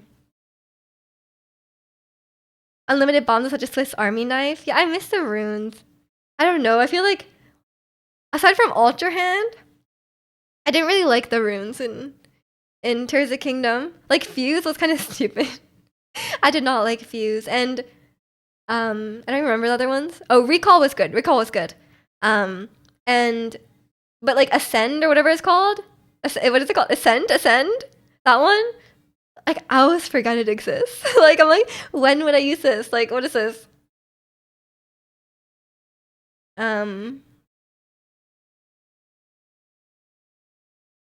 It was cold as heck though. You were freezing. I mean, it must be. You said it snowed, right? But hopefully it was warm inside. People made some cursed stuff with Fuse. True. Look at all the weird contraptions you built, like the slow carts with tons of light. That's Ultra Hand. Fuse is like the one where you apply it to your weapon. That one was really annoying. Or like to your arrows. Cause you have to like keep fuse, yeah, like all your weapons sucks, and then you have to like fuse everything to it, right? Yeah, even Chikano cannot remember the routes. They're really not memorable. You want to go to C2 E2 someday? It's in Chicago, and they have a lot of actors from live action programs. Ooh, I hope you can go one day too. Some of the fuse weapons combos were busted, but you kind of need to know some of the behind the scenes mechanics. Yeah. You need someone in chat who is knowledgeable. I dislike that game so much I forgot. I'm the town Zelda enjoyer. For real. You think so with the Master Sword was funny? I mean, and so many things would like clip, you know? Like some things were like so long that like when it's on Link's back, it would just like clip into everything. Like it was so janky. Like I'm like I feel like all these stuff like should not be able to be fused on, but it's like you have this like, you know, it's like you have this the boulders you could, you know, like the stones you fuse on, but they're like huge. That was funny for sure. Yeah, it's lots of interesting things about Tears of the Kingdom for real. I've seen people make their own hover gunships and mecha with Ultra Hand. Yeah, I never like. You guys know, like when I played, I didn't know about you could upgrade the batteries. I never once found a battery upgrade. So I was like, I would make stuff, but like, I was like, I can fly this thing for like 4 seconds. Like, what's the point? But I didn't know you could upgrade batteries, and I beat the whole game like that. Hey, how you wanna add an arrow attachment? You have like hundreds of menus to choose one. I mean, yeah, the UI was awful. I'm hoping the next Zelda games goes back to the regular formula. Open world was cool, but we need the OG feel back. I mean, I'm the exact opposite as you, McNeil. I really don't like traditional Zeldas. But I totally understand the people who do. But at the same time, I feel like as much as I feel for traditional Zelda fans, I would assume that they're a very small subset of the people who played Breath of the Wild, right? Like, you think of how the sales numbers of like every other Zelda game versus the sales numbers of Breath of the Wild Tears of the Kingdom. Like, I don't know if they will go back. And I'm like biased because like I don't want them to, obviously, but like obviously I think they're trying to include more stuff for the formula, like dungeons and stuff like that. But I don't know if they'll ever go back to the restrictive like way of doing the dungeons and stuff. I could definitely see, yeah, I could definitely see some remakes. I think it's a bit different. Like we had Skyward Sword remake, right? Hold on, real quick, Ganondorf. I'm deciding me fighting Ganondorf with quarter heart and like 6 fairies.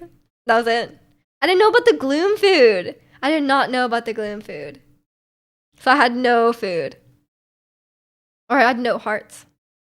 Echo the Wisdom had an annoying echo selection menu. Yeah, I heard it was, the UI was bad too.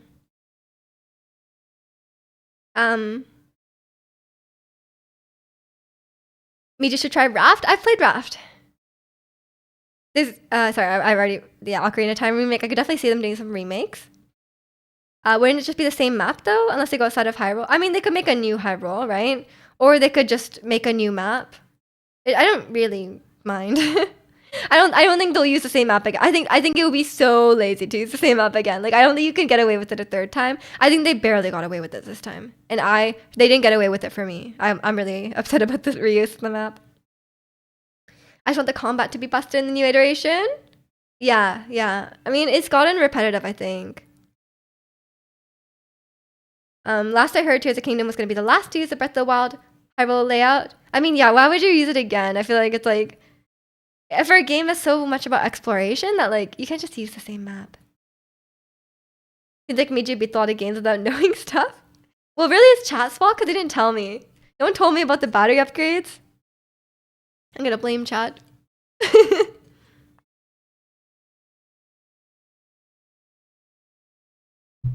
I think at some point, Shikano said something about, I can't believe you're doing all this with one battery. But then I was like, I didn't know how to get extra batteries.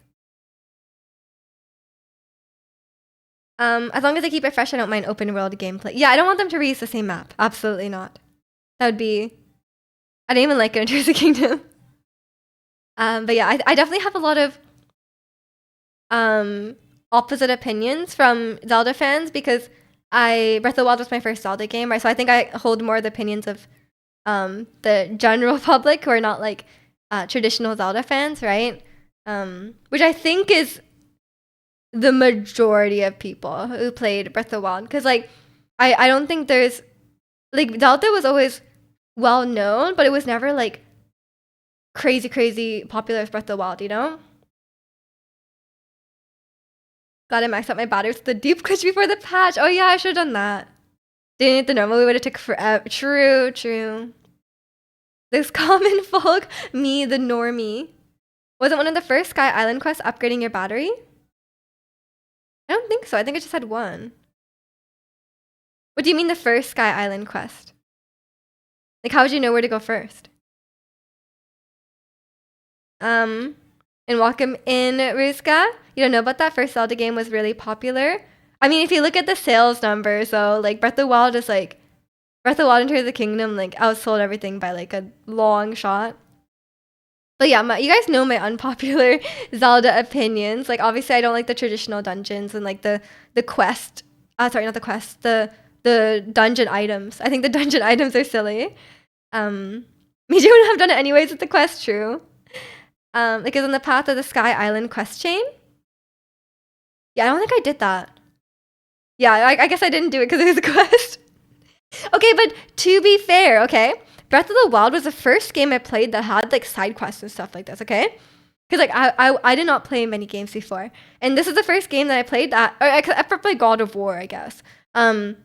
Who had these side quests, and then when I did them, like this guy was like, "Hey, collect 100 mushrooms for me," and then I went to do it, and then he gave me a meal that he was like 2 hearts. And I was like, what's the point of doing quests if all they'll give me is like a a red rupee?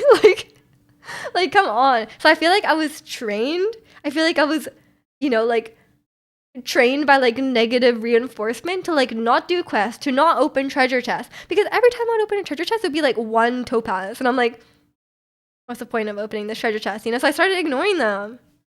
Or it'd have like some like bad sword, like the story in Tears of the Kingdom was better than Breath of the Wild, but bad at the same time. Yeah, I definitely found it was better, but the stories in Breath of the Wild and Tears of the Kingdom are not well done. But in Breath of the Wild, it was like I didn't really care because like it wasn't really about the story, right? Because like it was like bare bones, but it was fine, right? Like it was just like very minimal. It wasn't like bad; it was just minimal. And like the main attraction of the game was not the story, but in Tears of the Kingdom, they tried to make the story more prominent, but it kind of it didn't really land. Weird how quests help the players understand the game. Weird, right? I'm not really a fan of side quests in games unless it's legit needed. I mean, there's a lot of fodder for sure, right? There's a lot of like fetch quests or like whatever. Is a Japanese version of Whistle? Yes. But yeah, what's my other Zelda pin? Oh, one I see quite often from traditional Zelda fans is sometimes there's two groups of people, right? In this debate, like one group of people are quite upset that a lot of the shrines and a lot of the puzzles in Breath of the Wild and Tears of the Kingdom can be like completely cheesed, right? Like in Tears of the Kingdom, for example, you can pretty much cheese everything with like recall and Ultra Hand, right? Like you can get to Annie Ledge or whatever with the recall and Ultra Hand. But for me, and also the developers also think this, but like it's like a feature, not a bug, right? Like it's completely intended that you are able to cheese it. Like there is kind of an intended solution that you can do, but for me, I think that's what's fun. Yeah, I think that's what's fun about it. Like you can not cheese it if you don't want to. Like, but for me, like I don't like puzzles in games where it's like there's one right answer because it's so contrived, right? It's like if a different solution should work, like say there's a puzzle about lighting a torch, right? And there is like they give you like a little torch and there's a fire over there and you can touch this fire and touch that fire and that's like the intended solution. But like why wouldn't it work for like I think in an old Zelda game, if you shot a fire arrow at it, then like it wouldn't work. Like for example, like just obviously I don't know if this is an exact example, but like it's like a solution that should work doesn't work because it's not the solution, right? I think that's really stupid, and that's why I don't like many puzzle games. But some people really don't like the cheesing. Some people have very strong opinions about this. If the tools allow it, then why not? It's the same concept of using the dungeon item to ace through the dungeon.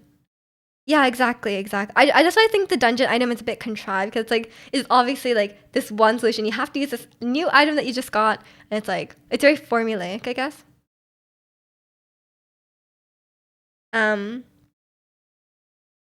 You believe a link between worlds dungeons can be done in any order? Yeah, fair enough. Like if you to climb a mountain and constantly refill stam on the way up, or just wind bomb up there, I'm cheesing. I mean, wind bomb is a bit different because that's obviously like a unintended game mechanic. But yeah, but what I mean is more like if the right because I like the physics system of Breath of the Wild, right? So it's like anything you can do does anything you think will work does work, right? And I think that's a nice way to do it, but some people really don't like it.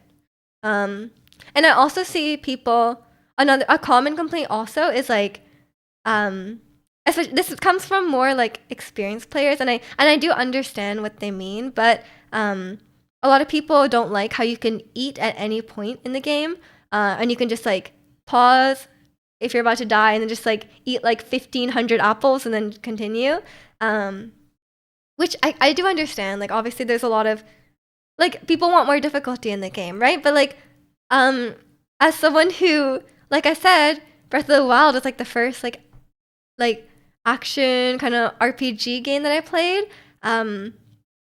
I actually played Yeah, yeah. Breath of the Wild was like the first like action RPG game I played, and I wouldn't have been able to get through if I wasn't able to eat in the middle of the battle. Like I actually was really struggling at the beginning of the game, you know? Um, so as someone, I think people don't understand. I think a lot of people don't understand that like they're really good at the game. Like even if you're like even if you don't think you're that good, like compared to like the average person or like children playing the game, you're probably quite good at the game. So I think a lot of people don't realize this. And for me, it's like, well, just don't eat. Like if you can impose your own restriction on yourself. But I also think also that I also think that master mode should have been done better. I think there was a lot more they could have done with master mode for people who are better at the game and to give them a good challenge. I just think of it as an extension of Link's time manipulation powers in Breath of the Wild. True, true. Burn down the whole forest and cook the wood for a quarter heart. Yum. I mean, I did that in. You guys know I did that in Trial of the Sword. I started cooking the wood, and I would eat the rock hard food because I was so desperate for hearts. Why did talk about all the stuff I care about while I'm awake? And you guys talk about K-pop till I cook my dinner? Actually, we were talking about K-pop earlier as well. They can go play Dark Souls if they want hardcore difficulty. I mean, I do understand, like, people do want a difficulty mode in Breath of the Wild. Like, for experienced gamers, I'm sure Breath of the Wild is quite easy. But I think I think Master Mode wasn't as good as it could have been. But that doesn't mean, I really don't agree with, like, I understand the game should be harder, but, like, that doesn't mean that you should take away options from people who maybe struggle with the game, you know? I think that's making it less accessible. And welcome in, Rain Check. I'm doing good. How are you? Eating is just Link flurry rushing his calories. True. You did then Child of Sword too, and the rest areas you're a chef. Exactly, exactly. If Link can eat wood, like, let him. Like, if he wants to chow down on, like, just cooked bark, like, let him. Can you bake apple pies, apple tarts in Breath of the Wild? I think you can cook an apple pie, yeah. There's baked apples and simmered fruit recipes. I think there is apple pies, yeah. Why can Link eat some nice maple tree bark? He also eats like rocks in the cutscene. In the Goron. He eats like the Goron rock roast. Like, Link can eat everything, man. He has some strong teeth. A nice wood apple fish stew. If you add the wood, it's just gonna turn into rock hard food. Child of Sword was rewarding to complete. I hated Child of Sword. You guys know. Oh my god. I was like, I could not. Like, I think it's just like me, my play style. I'm not very like strategic about it. So it was really tough for me. I had to like, I watched. Firstly, I did it in master mode for the first time, and secondly, I suck at the game. But I literally watched the damage list playthrough, and I took notes. I took like 3 pages of notes of what to do in each chamber, and then I finally beat it. But it took me like 20 to 30 hours of attempts to beat it. It was an experience. So that's why I say like the people who want the game to be harder, they don't understand what it's like for people who suck. Like I'm like, yeah, you're good at the game. I'm not. Floor 12 beginning trials wakes me up at night. Isn't it floor 11? Like the Lizalfos, right?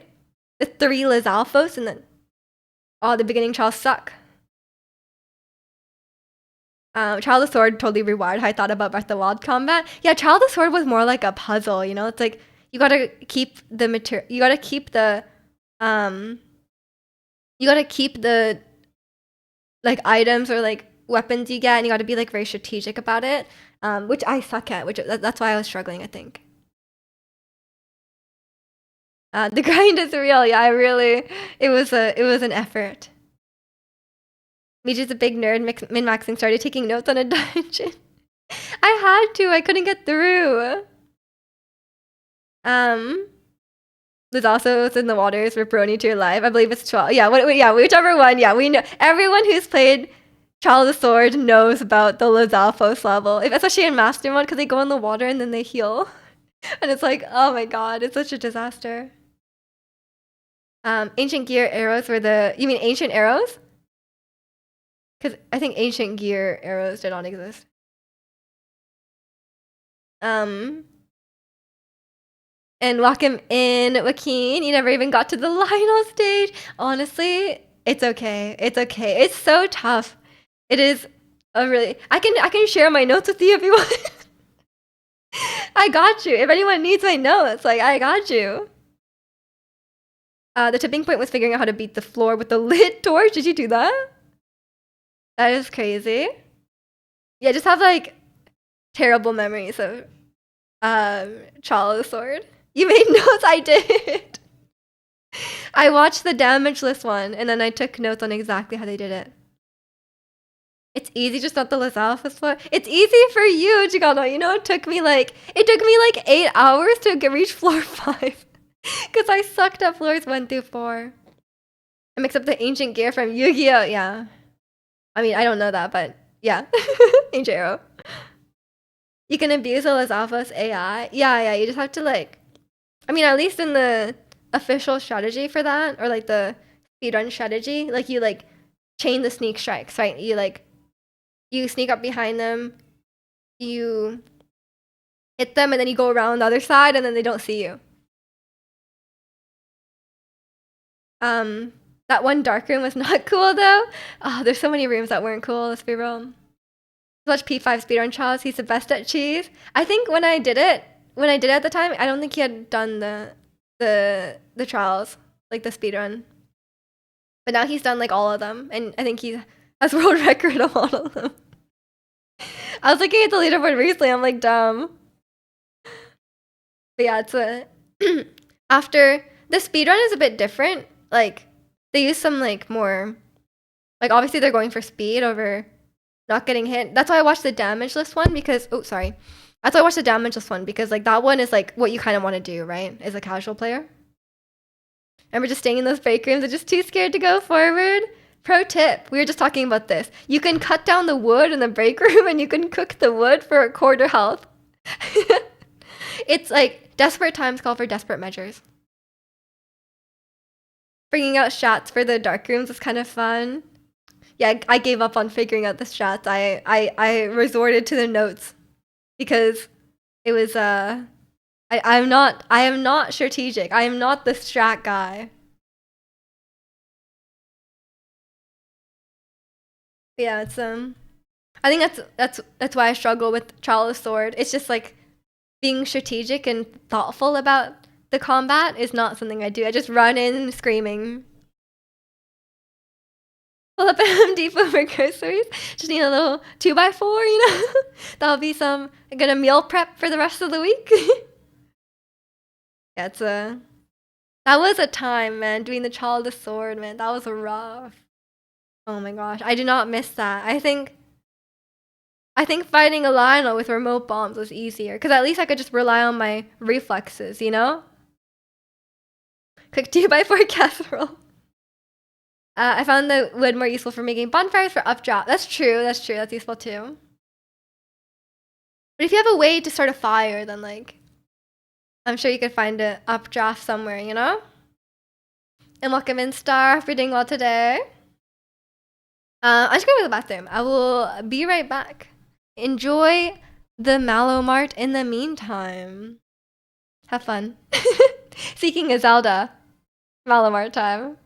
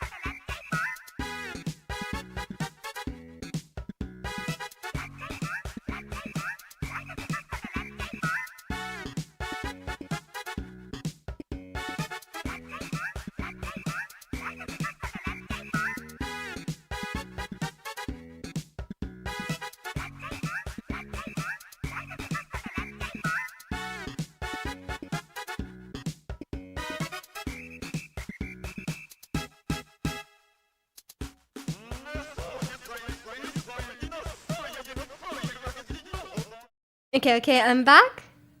As an overthinker, you love strategy. Maybe that's the difference. Cause like I am actually not an overthinker at all. Like I cannot relate. Maybe that's the I actually don't like doing that. So maybe that's why. Like I really don't like the thing I really don't like about strategy games is like thinking ahead or like anticipating the other person's moves. And that's something I don't like doing in real life. Like I don't like trying to figure out what other people are thinking, like stuff like that. And I'm not someone who like overthinks in that way. I like making like to-do lists like for myself. Like I like having a list of tasks and like planning that out in that way, but I don't like being strategic and like yeah, like when it involves, especially when it involves another person. I think I don't like doing that in that way. So maybe that's the deciding factor. If you're an overthinker, you'll like strategy. So everyone who plays chess is like an overthinker. You want to play Breath of the Wild now, but no Nintendo anymore. True, true. Maybe one day when maybe we'll get something for Switch 2, and when we'll have we'll see. But yeah, it's I don't know. I love Breath of the Wild, but I don't feel the urge to go back cuz like I played it so much, right? Like I played Breath of the Wild for like I think I have like 600 hours in it or something. Like I've played that game to death. Like I feel like even if I went back, it's like what would I do? Like I don't feel the urge to like play the story through again because I've played the story through like 20 times. Like I've done the Divine Beast and I've fought Ganon like that many times. It's like what would I do? Called you out? Do you like chess? Just waiting for Switch 2 to buy another Nintendo. I mean, you may as well wait. 600 hours of the rookie numbers, you gotta bring them up. I haven't. Look, I wasn't like. I know, like, if you're like practicing stuff, like if you're practicing speed running or whatever, you can have more hours, but like 600, that's enough for me. My most played game, I don't have that many games with a lot of playtime.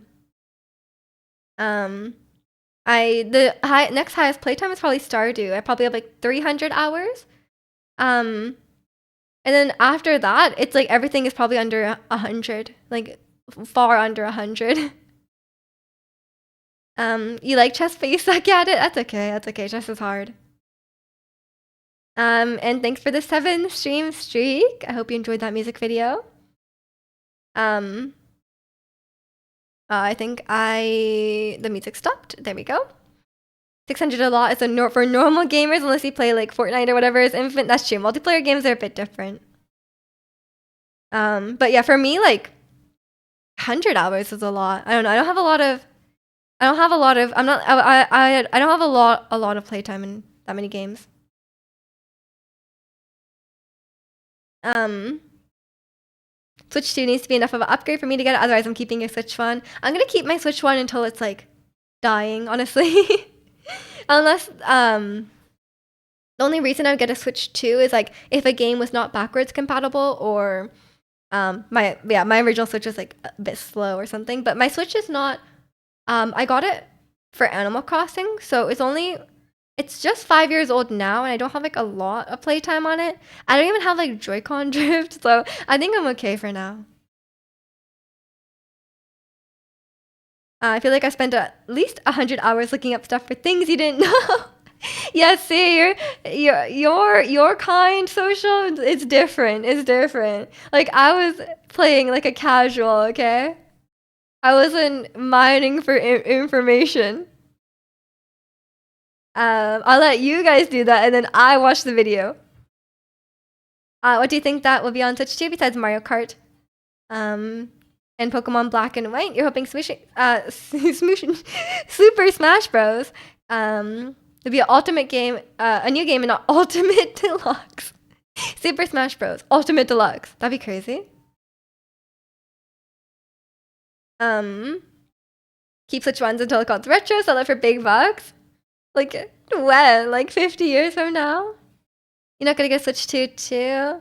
I mean, I probably won't because unless there's like a reason for me to get it. Because, like, my Switch works fine. The Breath of the Wild info rabbit hole just keeps going. Are they still releasing those videos? Like, surely there cannot be more things you didn't know about Breath of the Wild. Remember, they were just coming and coming, and it was like, how can there still be things we didn't know? But there's still things we didn't know.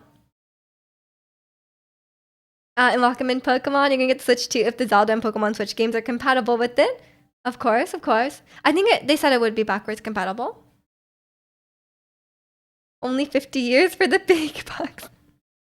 It's probably not a worthwhile investment. I think that well ran dry based on what we were able to extract a couple of years back. Yeah. Because I watched those videos that they came up, but I haven't seen any new ones.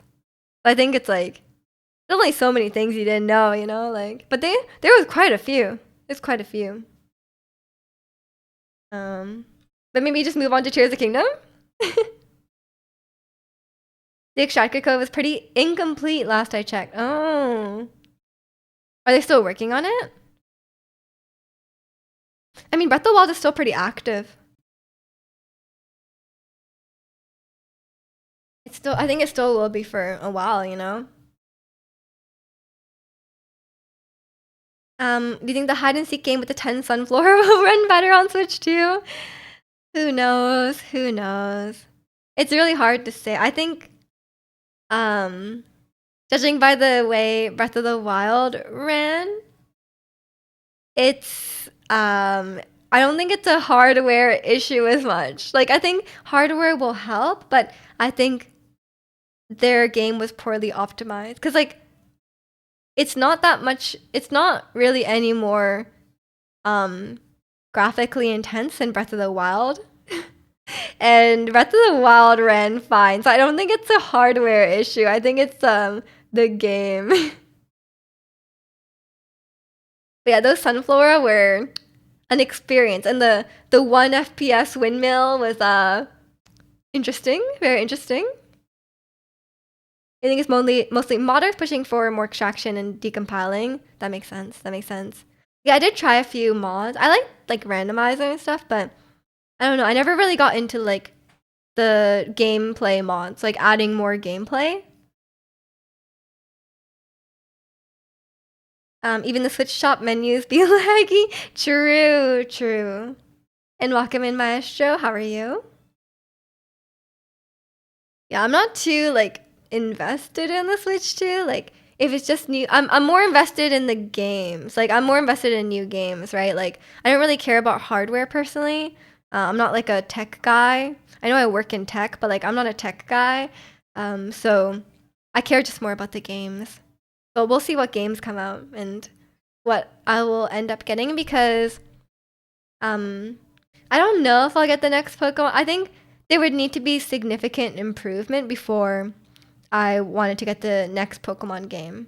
Because how it is now, I feel kind of scammed from Scarlet and Violet. And if it's another game of that quality, then I'm not going to buy it. I don't think I should give them my money. And that's obviously like a personal decision. I totally understand people who just want to play Pokemon. Like, I get it. Like, Scarlet Violet was fun. But like, for me personally, it's like, oh, it's just, I can't buy this, you know? I feel like Breath of the Wild was the only reason I got a Switch when I got it. The only other games I bought for Switch was Tears of the Kingdom and Metroid Dread. Yeah. I mean, there's some good ones like Odyssey. I would love to see Odyssey 2. We always talk about this. You left the WeebCon, visited some panels, did some photo shoots with the cosplayer, and bought some merch. Nice. I'm glad you had a great time. Scarlet Heart and Violet had so many graphics issues. Yeah. That's an understatement. Pokemon needs to be legit for me to buy every so years. Yeah, exactly. I mean, at this point, they're just putting out garbage because people will buy it. I'm hoping Gen 10 will be a NS2 game. What's that? Oh, you mean Pokemon will be a Nintendo Switch 2 game? Of course. You liked Legends Arceus, so I personally didn't like it, but I understand why people did. I thought it was a bit like grindy for me personally, but some people like that. The washed out fuzzy graphics kills it for me. I mean, yeah. But for me, what kills it for me is like the ugly textures. There's so many awful textures in Pokemon, and it's like it looks so bad. Like the mountains just look like patches of like the same like grainy PNG, like just like side by side, like a bunch of times. Like it looks so bad. And us too, we gotta get used to. Yeah, I did not even register that because like for me it's like the Switch. I don't call it Nintendo Switch. I just call it the Switch. You should get lunch and do chores. Okay, okay. Good luck being productive. I hope it goes well. But thank you, thank you. Hope you have a nice rest of the day, social. Always weekends is always chores time. I'll need to do some this evening as well. You think graphics peaked in Pokemon Black and White? I agree. I think I don't know which one is Black and White, but I really like the old Pokemon graphics. I think they're very charming.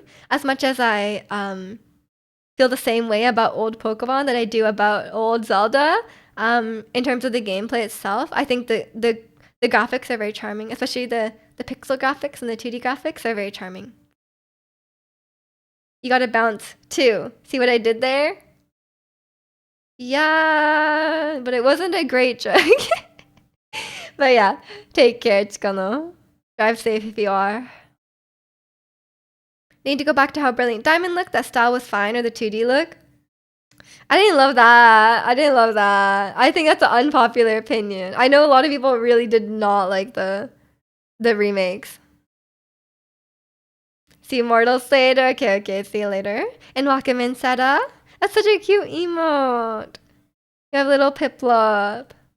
Speaking of Gen 4. But yeah, I think yeah, the DS eras and of the handheld eras of Pokemon had where they did look nice. Cause I'd rather the whole game be have a. I think what really annoys me is like the inconsistent quality of the graphics. Cause like if the entire game was like pixel graphics or like if the entire game was in like a very specific art style, I think that's fine. Like that's good. But the thing with Pokemon is that they could not consistently keep that art style for the entire like for everything, right? Like there was really bad textures everywhere and everything was every like in both Sword and Shield and Scarlet Violet, it's like everything is really like barren looking, you know? Which makes it look extra bad as well. So I think it's like just like poor. It has nothing to do with like looking realistic or like looking good or like high fidelity graphics. It's more just about like the design. Like the design is bad. It looks cheap. It looks rushed. Like it really should not be that way. Um, Remember that Pokemon X and Y had horde battles. So up to 5 of the same Pokemon in the wild. That's cool. Yeah, I cannot deal with. You guys know I cannot deal with the old Pokemon games. Like if I walk in the cave and every 3 steps there's a random encounter, I will throw my DS across the room. Like I do not like that. Especially for full price value. I mean, yeah, we should expect more. That's the thing. Like we should expect more from the highest grossing media franchise in the world. Like they're not poor. Like they're not some small indie company that's like can only make these graphics. Like we could have a lot of stuff, you know, but they're just one, they're not given enough time, and two, they may not have the expertise needed to make it look good. So it's like, come on. Speaking of Pokemon, I realized Persona 3 has Pokemon graphics. Fair enough, fair enough. If I'm paying $60 for a game, I'm gonna need at least good optimization, bare minimum. I mean, yeah, Scarlet Violet was completely unacceptable for the price. Like even from an indie company, that would have been unacceptable. You should not release a game in that state. Have you played the mobile TCG game? Sort of. I do own it, but I don't really play it. I'm not a big like TCG like collector person, so welcome in noms or startup company, give them a break. True, true, true. They're just a small company. We should cut them some slack. They're just, what we need. They should make another like $10 billion before we should say something. A lot of people kiss up to Nintendo. Sad. I mean, yeah, there's so many people that defend Pokemon with their lives, and I'm like, you're out here defending a corporation. Like, obviously, they don't think it. They don't think that way, but like for some, I think a lot of people. This is not just for Pokemon, but it's quite noticeable in Pokemon. Um, a lot of people think that they need to like justify liking it, right? Like, because you can like something and still acknowledge its issues, right? Like, I think a lot of people take, and then also some people take it, like, because of that, they take it very personally. Like, if you attack things that they like, they take it very personally. And that's just like, poor. It's like kind of like an emotional issue, right? But like I understand why they do that, but it's like you really got to think about it and be like, hey, like you're allowed to criticize these things. Like even if you love the game, you're allowed to you're allowed to have criticisms about it. And if someone attacks something you like, then it's not an attack on you, and you don't need to argue back to like justify why you like it. I think that's why a lot of people will defend it. And I think a lot of people have a very strong emotional attachment to Pokemon because they like grew up playing it and stuff like that. But just because you have a lot of nostalgia for something doesn't mean it's good. And I think I come into it with a very like obviously I have zero nostalgia towards Pokemon. I didn't grow up playing the games. I didn't grow up watching the anime. I only played Pokemon for the first time in like 2021. So I have zero nostalgia to it. I played as an adult, like I was like 22. So I think like now as someone who started with Sword and Shield, going back to the older Pokemon games feels very restrictive, and it feels there's a lot of like quality of life stuff that really annoys me. So I have a hard time. Like when I played Diamond and Pearl, the remake, I had the worst time. I had like such a terrible time playing that game because obviously they had even added quality of life stuff because it's like a remake, but it was like still pretty true to the original game, and I was not having a good time with that. I thought a lot of stuff about it. It's really annoying. So it's like, yeah, it's just not a fun time for sure. But a lot of people feel very strongly about Nintendo specifically. But it's like, come on, you can't defend a corporation, Like they don't care about you, and we should expect better as people who are paying. Like for me, like these games are $90 for me. I'm very particular about what Nintendo games, first party Nintendo games I buy, because they're all $90 Canadian. And also Tears of the Kingdom was 100 because Tears of the Kingdom was a little bit more expensive than previous Nintendo games. Tears of the Kingdom was $100. Like if I'm paying $100 for a game, like I'm expecting $100 of value. Like so it's like I'm very particular about what. That's why I don't have like Mario Party or Mario Kart or something like that, because I know I'm not gonna get $90 worth out of it. Like I'm gonna play it, like even if I play it occasionally with friends or whatever, like I'm not getting the value out of that. You didn't know they're so that expensive in Canada and you live there? That's also I think like BC sales tax as well. It's after tax, 90 after tax. Because like for us it's like 80. It's games are 80 Canadian. But our tax it's like 12%, so it's like 90.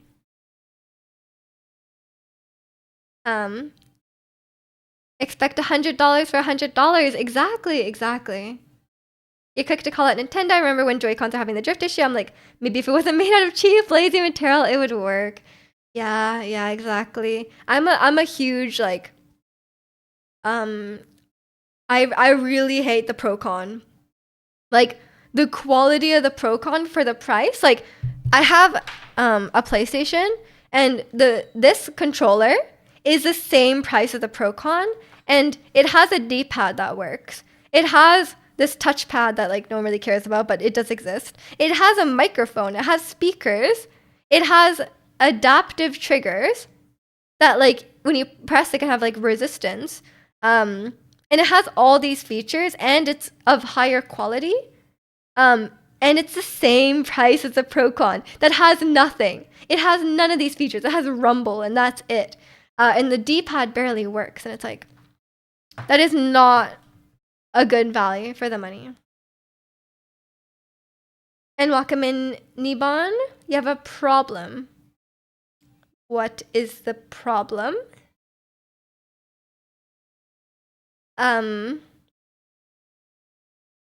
PlayStation for the way. I mean, I'm not like a console war person, but because I think, I mean, to be fair, the PlayStation is really expensive. I paid like $900 for the PlayStation here in Canada. Another more Canadian things. It was $900. Oh my god, so expensive. Grand Theft Auto 6 is rumored to cost 80 to 100 US. I mean, the new games for consoles these days cost about they're about $10 more now, right? So I wouldn't be surprised. Cause like God of War Ragnarok was $100 as well, which is unfortunate because it's kind of expensive for a game, but whatever. What can I do? You're addicted to drinking break fluid, but it's okay because you can stop at any time. And if you can stop at any time, then yeah, there's no problem. Drink away. That's a lot. I know the PlayStation was so expensive. It's one of my main purchase regrets, honestly, because there hasn't been that many games for it, and I could have just played on my PlayStation 4. So yeah, regret, but hopefully they release some new games and I can enjoy it. I might play Astrobot just to get my money's worth, but then at that point I'm just spending money to like make it worth the purchase, but then I'm like adding more money into that pool, you know, like so it's like what's the point? You get a new graphics card with that money. True. God of War being that expensive and you've only played it once, you paid $15. I mean, $15 is not bad. I mean, it goes on sale for. I got God of War 1 for. Not 1, God of War 2018 for like pretty. I played it years later, so. But yeah. PlayStations are not cheap. That's why I'm like kind of disappointed that I was expecting a lot more exclusive games, you know? But like PlayStation 4 had so many exclusive games. Speaking of Breath of the Wild. But hopefully we get something. But these days I play a lot of games on my computer, so who knows? Definitely I heard Astrobot is really good. And I guess there's like Bloodborne. I can play Bloodborne exclusive. That's like not for PS5 specifically. You're gonna get a PS5 for Multiverses. Or wait to see if it'll come to Switch too, but it's not gonna happen because Multiverses is shutting down in May. Yeah, it's probably not worth then. You can't even play Monster Hunter Wilds because you have to upgrade to get a PS5. You don't have a PS5 just for one game. They're way too expensive. It's not worth for one game. I think it's more worthwhile to upgrade your computer because at least you can use that in the future, you know? But yeah, it's you gotta get back to studying. Oh no, I'm sorry. Well, good luck on whatever test or assignment you have coming up. But yeah, hope it goes well. Thanks for stopping by. Yeah, it's I'm not much of like like I said, I'm not much of like a tech person. I personally don't get any enjoyment out of like having new tech stuff. It's more just like a means to an end, right? Like if I want to play a game, I'll get the new console. If my current equipment is like slow and it's like giving me a headache, then I'll upgrade. But like I don't upgrade for fun, you know? I just don't really care. But it's like whatever you get your enjoyment out of, you know? Like some people get a lot of Like they really like having new tech stuff and new gadgets and stuff, and that's totally valid if you can afford it. Um, but I don't really care. I'm gonna keep my Switch One until it doesn't really run anymore, and I'll get my Switch 2. My wallet can't do it for fun. People that do it for fun are ballers. I mean, yeah, you gotta have tech is an expensive hobby. Let's be real. Um, luckily, luckily, um, I like a lot of indie games and stuff. There's a lot of great indie games out there. And my like $15 purchase of Stardew Valley has given me like 300 hours of fun. You do the dishes, but you don't want to move.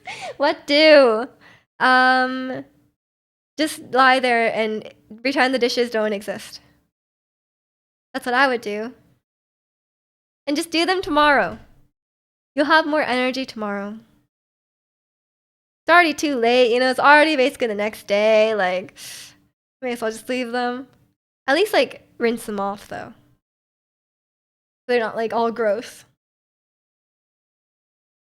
Indie games are so good. I mean, in terms of, like, value, right? In terms of value for the price, indie games are so worth it, right? Because, like, these days, I feel like more and more AAA games are not worth the price. Like, a lot of AAA games have been quite bad. Like, there's been some good ones for sure, but a lot of them are kind of bad. So it's like, oh, the price, it's not worth it. Like the most recent one I played, I guess, is Elden Ring, and Elden Ring is obviously a great game. And I don't regret that purchase, but I think most of my purchase regrets are like Nintendo games, because they're quite expensive. There's some I think like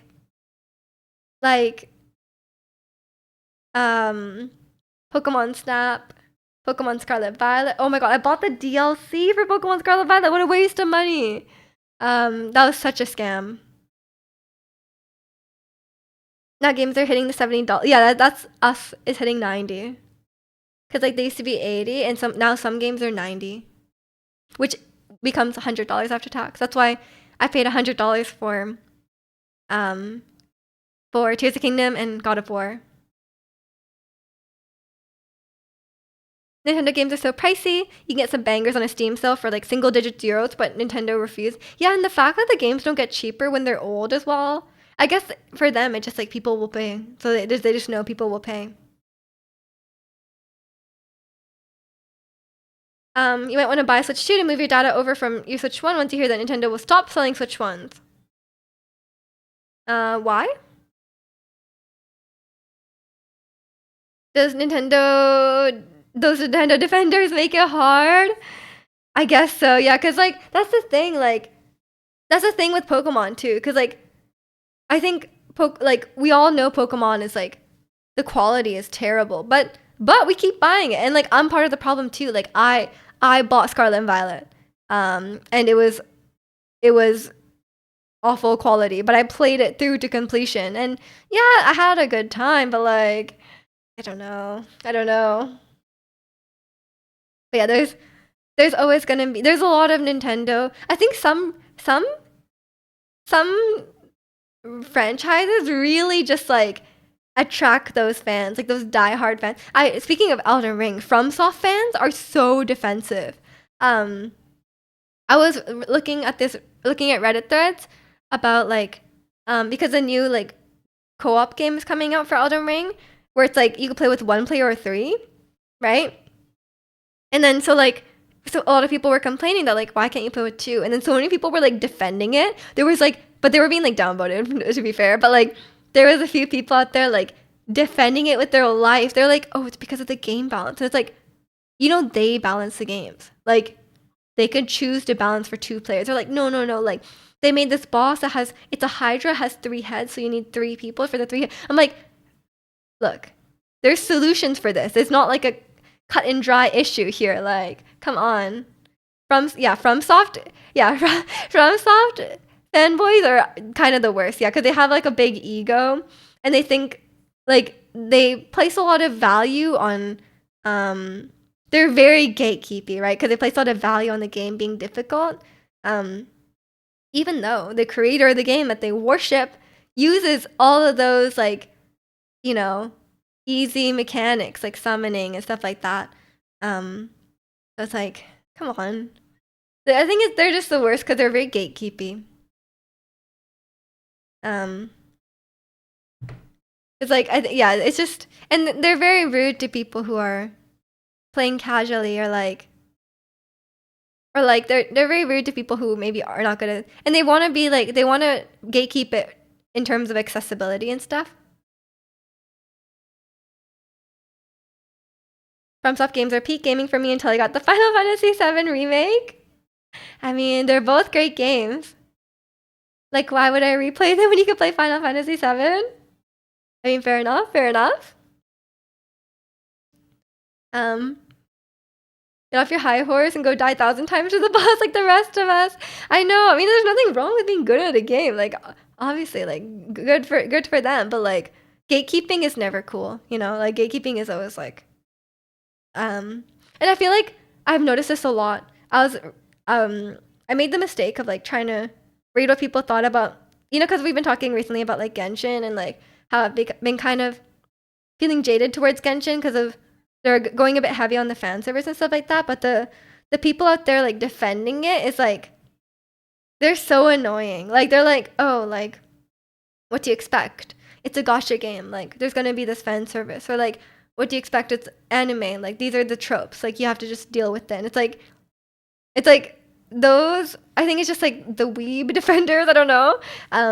Those people are really annoying as well.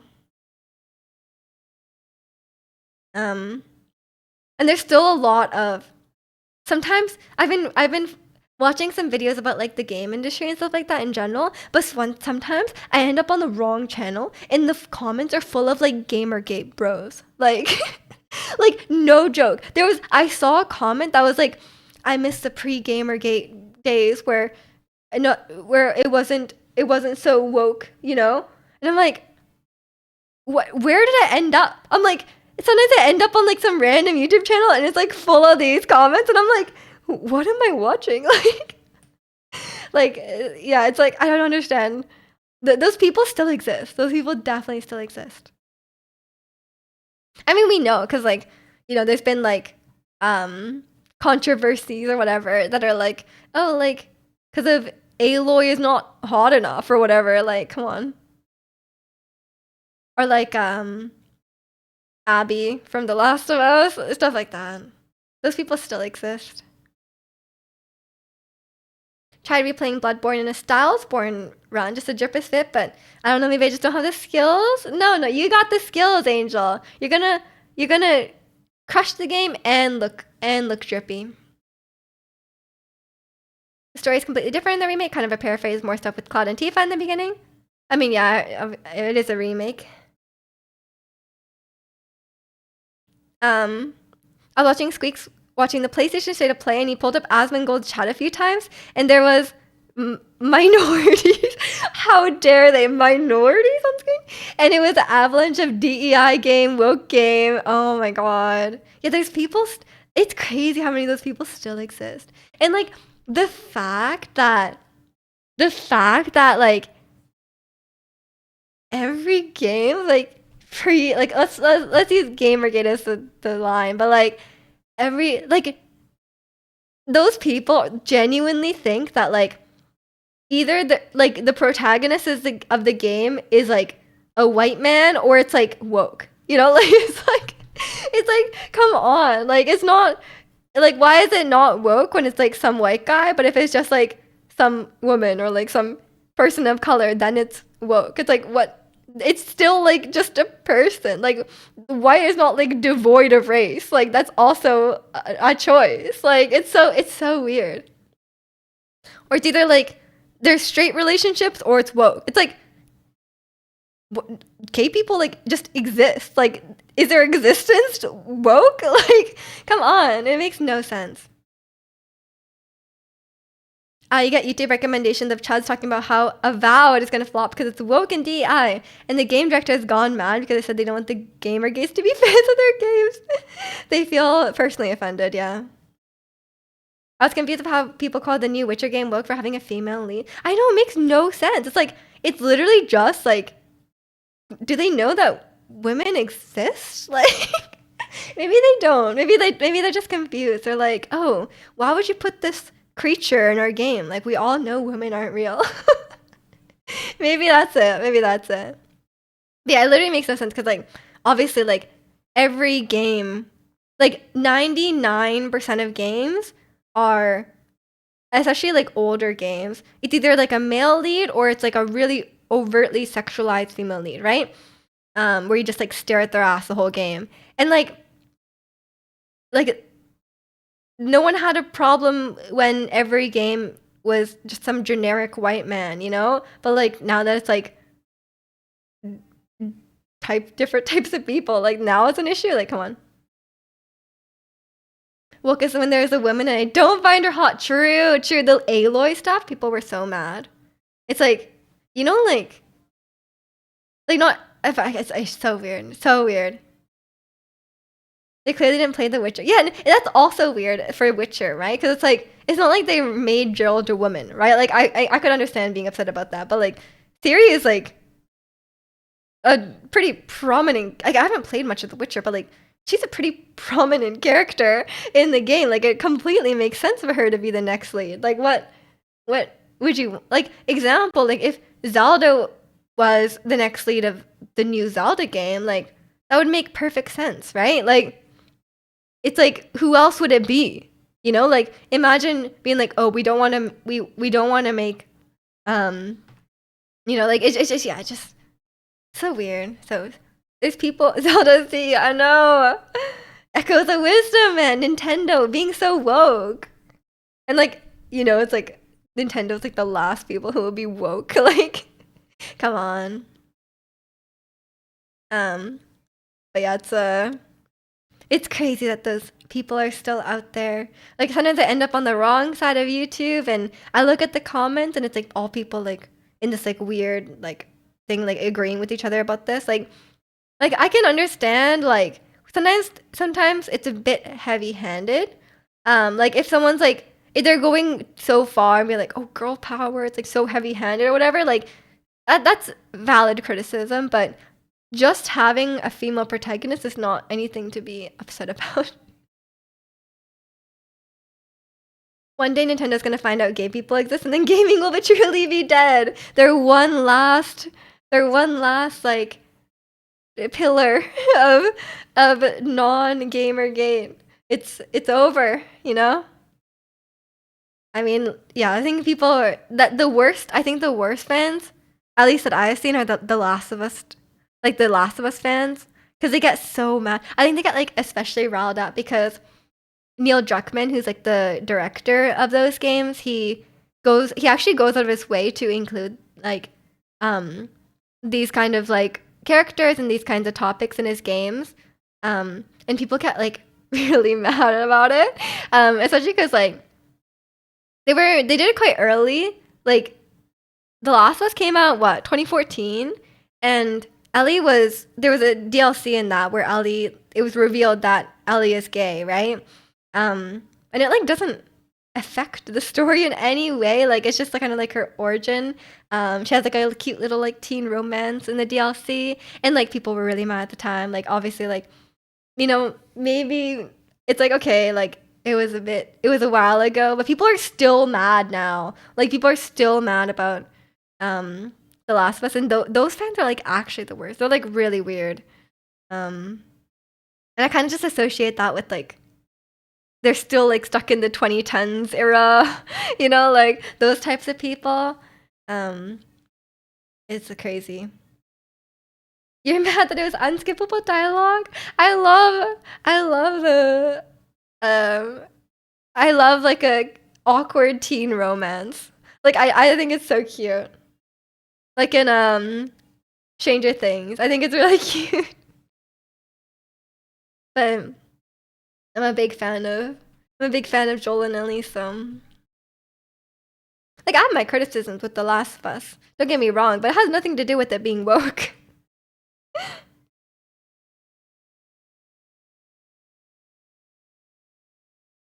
They just need to be okay with not liking it, not being so hateful. Yeah, yeah. I mean, they're just like really. I mean, obviously those people are just homophobic. Let's be real. But like, cause like Ellie's sexuality in the game is like not relevant. Like it's like if it was like I mean there is a couple moments where she does encounter like someone being a bit like bigoted, but in general like it's not really like the focus of the story. Like her love interest just happens to be a girl. Like it's not really that deep, you know? Like it's not like there's nothing really to criticize about it, you know? Like that's the thing, because like people wouldn't say anything if she had a romance story arc with a guy, you know? People start panicking whenever it's shown. Yeah, that's like a them problem, you know? Like maybe if um oh my god, I was reading this thread about where like some people get really mad when like you have a game where you can play as a male character or a female character, but you can romance anyone. Like there's like male love interest and female love interest, and you can play as a man romancing a man. And the people who get upset about that, it's like, are you okay? Like, are you just like so scared that you will accidentally be gay in the video game? Like what like why are you so upset that there's an option for that? Like are you just like so repressed that like given the option you will immediately go for it and you won't be able to stop yourself? Like what is your problem? Like are you okay? So weird, so weird. Um Like those people, I'm like, you probably have some other issues going on. Like I don't know what's going on there.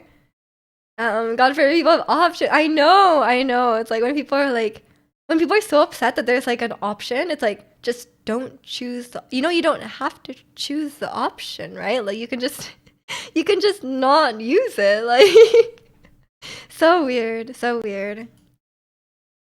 Maybe they just can't help themselves. They find, they see that male love interest and they gotta go for it. Like they can't stop themselves, and that scares them. Maybe that's the reason. Who knows? You're back with the milk? No way. Enjoy it. I never just drink milk like on its own, but sometimes it is very refreshing to do so. So I'm gonna cross my legs. Even though the physiotherapist told me don't cross your legs, but sorry, I'm doing it. Oh, my chair is too high. I cannot put my legs under it. Um, is it Stray Kids? It is Stray Kids. How'd you know? It's from Arcane. It's a song from Arcane. It's great. The milk better be in a bag or you're anti-Canadian. Yeah. How dare you? I'm 80% positive Miji wouldn't survive this winter in Ontario. I'm pretty positive about that too, honestly. It is bagged? No way. Milk in a bag. Yes. It's a Eastern Canadian thing. I've never experienced a bagged milk. Milk in a bag, cereal in a carton. What's the song? What's that G-Idol song? My bag? Got 2 diamonds in my bag, whatever. You know that one? Blue diamonds in my bag? What do they have in their bag? They have something in their bag. You Vancouverites are weird. We just have milk in a carton. That's the Arcane song. I never actually listened to it since Yumut's in Discord were crashing out because them not writing the song. They didn't write the song. Did they normally write their songs? Red diamonds. Oh yeah, they have red diamonds. Red 5 diamonds. Okay, yeah, sorry. No wonder I don't remember the lyrics. That doesn't make any sense. Red 5 diamonds in my bag. I wanna sit down there like that. Whatever. That one. Sit down, let me show you what's in my bag. That one. That song is so silly. It's so silly. It's -11 right now. You're not happy? It's actually warming up here. It's actually raining right now. We're squarely above 0 now. We're gonna be in like the next week. It's gonna be like the 5 to 10 degrees range. So we're a bit more. It's a bit more Vancouver-like. They normally write their songs, Stray Kids. I mean, if it's for a show, then it might have just been written by either the feature that was on it or by someone else for the show. Like um they probably don't write all their songs though. Seattle has a lot of silly songs. You love it, yeah. Some of their lyrics are so nonsensical. Mija just hates every group I like. Le Sserafim can't sing. G-Idol lyrics are dumb. No, I like G-Idol. And I like Le Sserafim. But it's true, they can't sing and G-Idol lyrics are dumb. But G-Idol lyrics are like fun dumb. Let's be real. Like they're really ridiculous, but they're really ridiculous, but it's like it's so silly that it's good, you know? Twice, of course, of course. We love Talk That Talk. L O V. How do they do the E? They always like how do they make the E shape with their hands? To be fair, Le Sserafim has gotten better with the live singing. Yeah. I believe this is the only song that you know that they didn't write. Oh, okay. I mean, I don't feel strongly about them not writing their own song. I think it's quite common sometimes to be given a song for like a special, like a show or like a event or something like that, you know?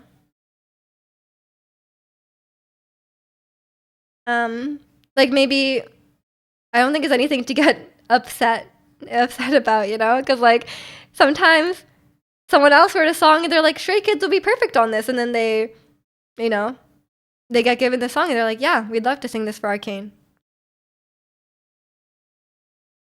Someone told me Soyeon got a SpongeBob voice and I can't not think about it.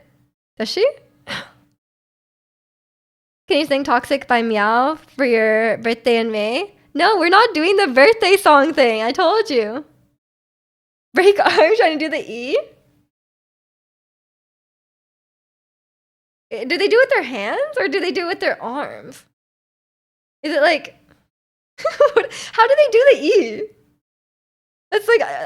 maybe they use like their arm part? I don't know. Pull up the video. I'll look at it later. And welcome in, Doug. Hope you're doing well today.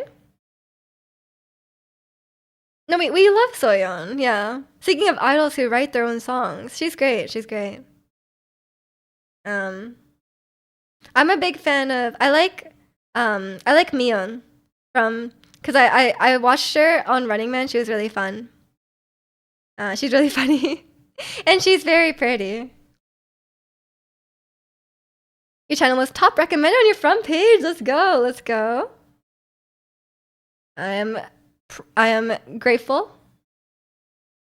Mion is objectively gorgeous, like insane. Yeah, she is so pretty. I saw on Running Man. It's like, what? Oh, I mean, as much as we like, you know, criticize K-pop for like only caring about looks, sometimes the looks are pretty, really insane. And you have to, you know, sometimes it's valid.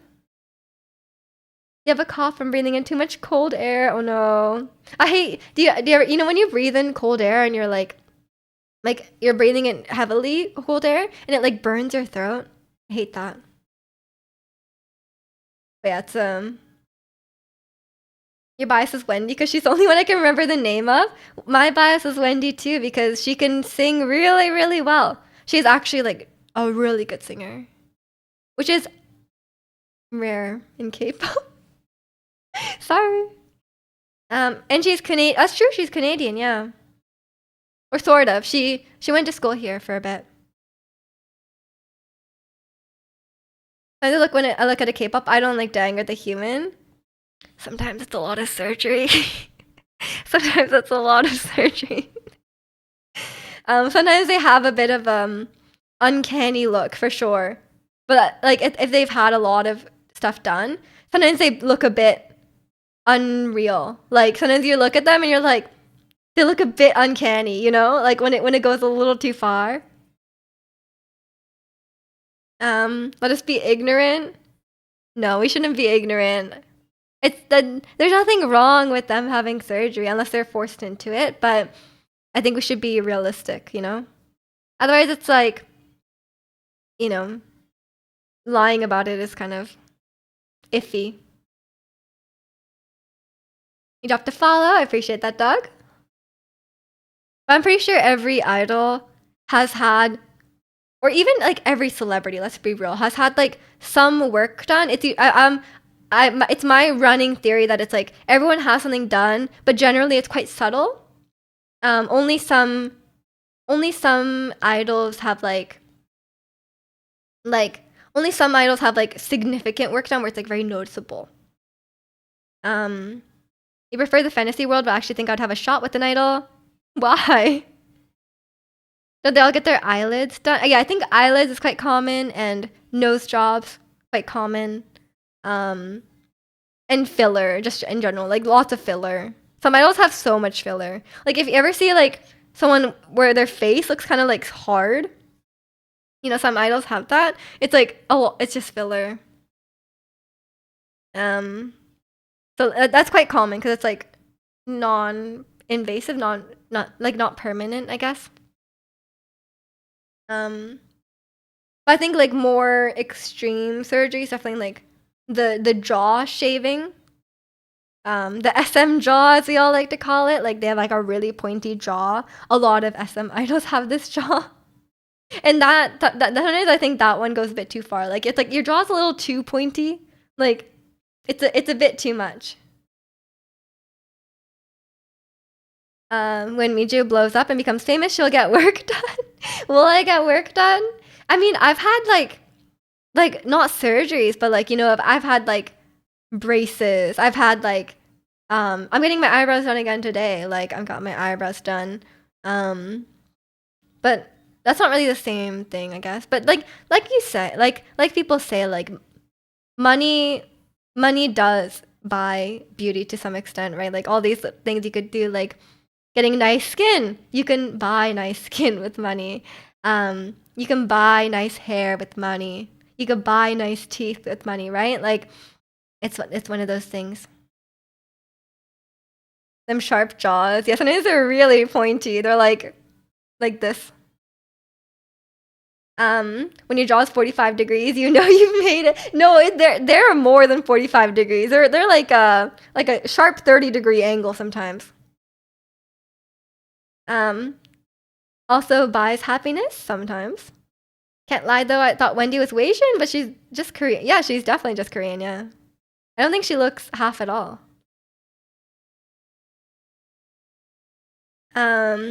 We also get the smell surgically removed. Yeah, I'll get my scent glands surgically removed. Don't worry. Miju might be Asian, but I don't know. I also thought Wendy does. I'm not. I'm fully Asian. Down the hill that Wendy died and got replaced. She's like Paul McCartney. I mean, Wendy's a bit of a different case because like obviously she got a lot of she had like a lot of reconstructive surgery after her injury, right? But like I also think that at that time she probably got some stuff done as well, like some cosmetic stuff. Like if they're like, well, since your jaw is like completely destroyed, like we may as well like you can fix. Do you want to fix it in this way or do you want to fix it in this way? Because her jaw is very sharp right now. Because I'm pretty sure they could have reconstructed it the same way as before, but a lot of people will take the opportunity to, you know, while you're already getting like an intense surgery, you may as well get the jaw you want. I don't know. But she does look a bit uncanny these days. I do agree. Miju's 100% French Canadian. Exactly. No half anything. 100%. You can tell because of her heavy French accent. Exactly. What happened to her jaw? Oh, yeah. After when Psycho first came out at that time, she was stepping out of the stage door, and there was supposed to be stairs there, but there wasn't, and she fell. Like it was, yeah, like 8 to 10 feet, and she was like really really injured, so she couldn't promote for the entirety of Psycho. Like she was like she was yeah she was off for like a year. Like she was really injured. Um, and that was like completely negligent of the company who like that she was on the broadcast of. Yeah, which is why she looks a lot different as well. That's scary. Yeah,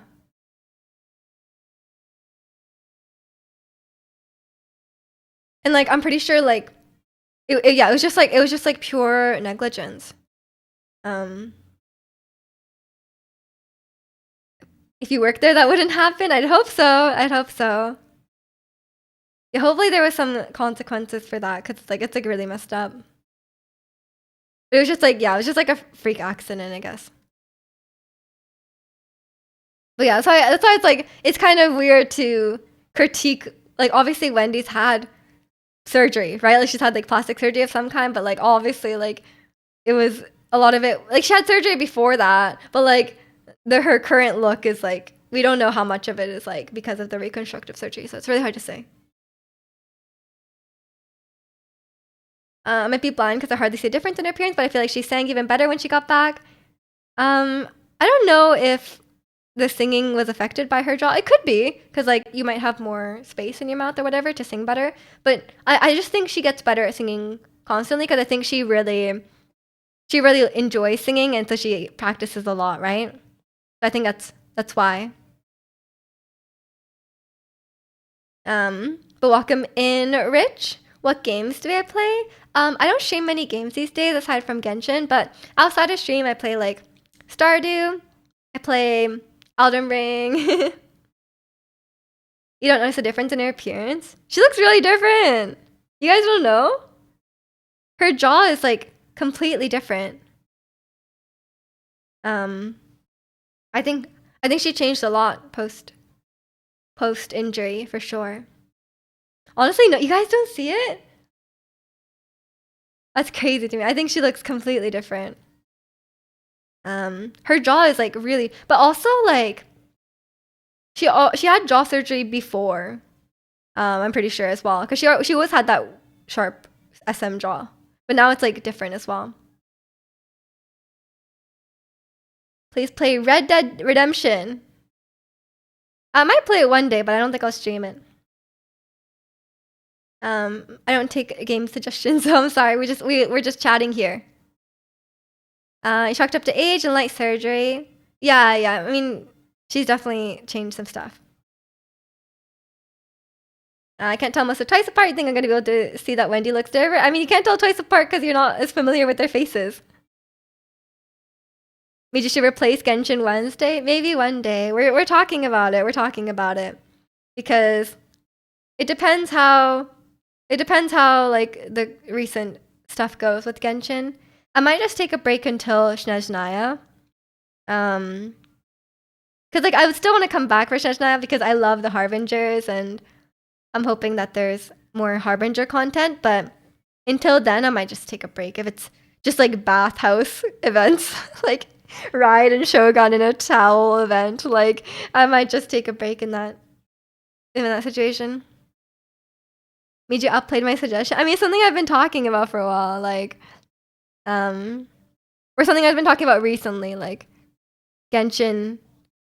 Genshin is kind of crossing the line for me, so not a fan. But yeah, it's a we'll see, we'll see. We might have some schedule switch ups, but I haven't quite decided yet.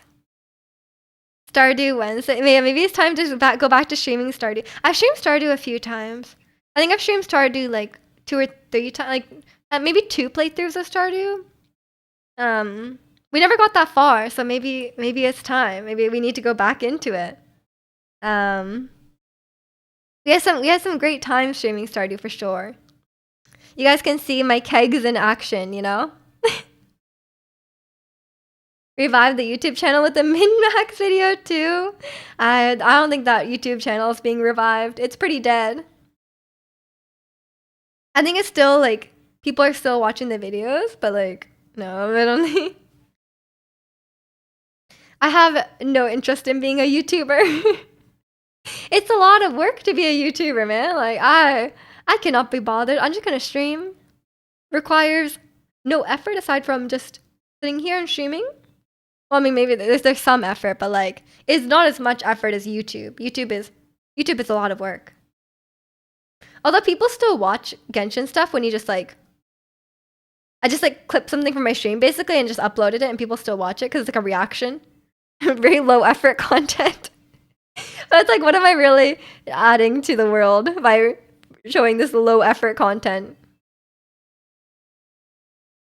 Where's Katju? I don't know. Is it not here? Maybe it's like an overlap? Where is it? That's a good question. Where's my BTTV emotes? Did it get like disconnected or something?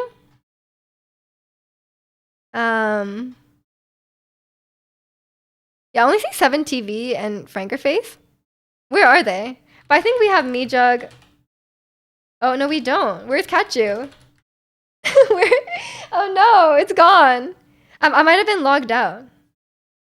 But why is Banana there? That's a good question. Where'd it go? Where? Maybe it's like glitching out a bit. Let me check my BTTV dashboard. The YouTube days. Yeah. Okay, I don't have time to edit YouTube videos. It takes away from my Stardew time. Okay, let's see. Oh, wait, they're disabled. How do I undisable it? Wait, hold on. Oh, wait, okay. Okay, no, sorry. I must have disabled it when I added it to my follower emotes. But I removed Katju from my follower emotes. So that's probably why. Yeah, there we go. Because I didn't want overlap with the emotes. I think that was the problem. I didn't want the overlap. But now I removed Katju from my follower emotes, so because I got new emotes. So now it's fine. We're all good. We're all good. False alarm. It's annoying to have like both Beju and then Mijug Beju and then Wokiju and then Mijug Wokiju. These names are very confusing. We should have thought Itzy last year, they're only 120? You can buy a house with that. A whole house for 120? Like a mansion? A little apartment?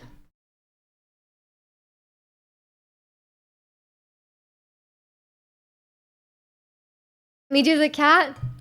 That's me. A McMansion? Oh, wonderful. Just what we all wanted. That's yeah, I had to move a bunch of emotes around, so that's probably why. Cause like it's annoying when there's like oh, now there's like an overlap of Mijug Mad, by the way. There's 2 emotes called Mijug Mad, which is a bit annoying. I think I need to change the other one. Because otherwise you can't use them. Am I an animal? Yeah. You can choose what animal you want to be. Welcome in, protagonist. You need to unlock the dual income DLC first to get a house? Well, then you need to stop obsessing over marrying a K-pop idol and find a rich doctor or lawyer or something, you know? Because, like, I mean, some of the idols are rich, but some of them are not. Probably some of them are not that rich. I don't think Sakura will help you get the... Exactly. You gotta find someone who actually knows who you are. That would be ideal. And hopefully someone who's rich, you know? Honestly, that's like such a cheat code, isn't it? The dual income thing. Like splitting rent and then you can like save lots of money. That's really how you gotta do it, you know?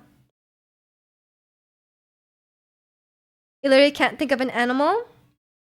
Any animal? How about a lizard? A dinosaur? Chicken. Sorry, I'm on my Stardew mindset. A rat? No, you're the rat. A fan letter to Sakura. If I beat you in a Fortnite 1v1, can you give me money for a house? Yeah, that's the problem that we're talking about, Ratzi. Then you kind of demonstrated our point. How's everyone's weekend? Mine's pretty chill, just yapping away, playing some Stardew, that kind of stuff. Helps if I leave my house first. Yes, yeah, that helps. I'll be a phoenix, like from Harry Potter, or Joaquin Phoenix. True. That's. I don't think it's an animal. Phoenix, right? That's true. There's a lot of phoenixes. Which one? Is that real? I guess if we're choosing humans or oh yeah, that's true. Humans or animals. That's a good point. Can I be Rat Jam? Yeah, you could be Rat Jam. You are Ratsy, so you probably should be Rat Jam. What animal was I? I already forgot. What was I again? Honestly, Liz, you want to be Phoenix, right? If I could be any animal, I'd be River Phoenix. But who is River Phoenix? I know Joaquin Phoenix. I don't know River Phoenix. I'd be a turtle, cause I'm slow. Are you saying I'm slow? That's not the worst, honestly. Oh, I'm a cat. I forgot I'm a cat because of Cat Jew. Probably some anime. Me? Come on, man. Okay, fine. If I was an anime character, I'd be oh, River Phoenix. You think it's an anime? Yeah, Draconian's a bit of a weeb. Oh, he's a brother of Joaquin Phoenix. He died in the 90s. Was he also an actor? Rip River Phoenix. Man, their family have strange names. They must have some quirky parents, you know? It's like that the family of that hockey family that we were talking about. One of them was named like Orca or something. He was in Young Indiana Jones and he also in Stand By Me. Ah, okay. The last brother's probably like John. True. Everyone else, like one kid gets a normal name and everyone else has to deal with it. River, Rain, Joaquin, Summer, Liberty, and Jodine. I can't even tell if you're making that up. Were we talking about dual income? Oh, Ratzi was talking about they need to unlock the dual income DLC to buy a house. And I'm like, yeah, that's true. That's pretty broken. Those are real. You Google. That's actually their family names. I mean, yeah. If you named your kids River and Joaquin, like I guess like you probably continued the pattern with the rest of. I mean, the most normal one is like I'd be okay with like River. I wouldn't want to name like Liberty. I think that's a bit weird. Yeah, like River is okay. Rain even is okay. Summer, good. Yeah. Summer is normal, yeah. If you had the name Joaquin though, like everyone would be like mispronouncing it. You know?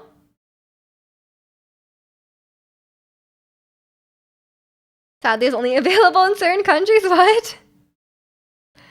Summer is a normal. Oh, sorry, I just read that. The real surname is Bottom, so it's like someone's name is like River Bottom, like the bottom of the river. I don't like the name Liberty. I think it's weird, but maybe it's because I associate it with the boys, and she was like a Nazi, like a literal Nazi. Rain Bottom, yeah, Rain Bottom sounds a bit weird. Summer, Spril, Autumn, April, Autumn. When someone's gonna be named Stone Cold Dead Winter. True. There's people named August as well, and May, and June. We just need people named like January, February, July, September. October, you know?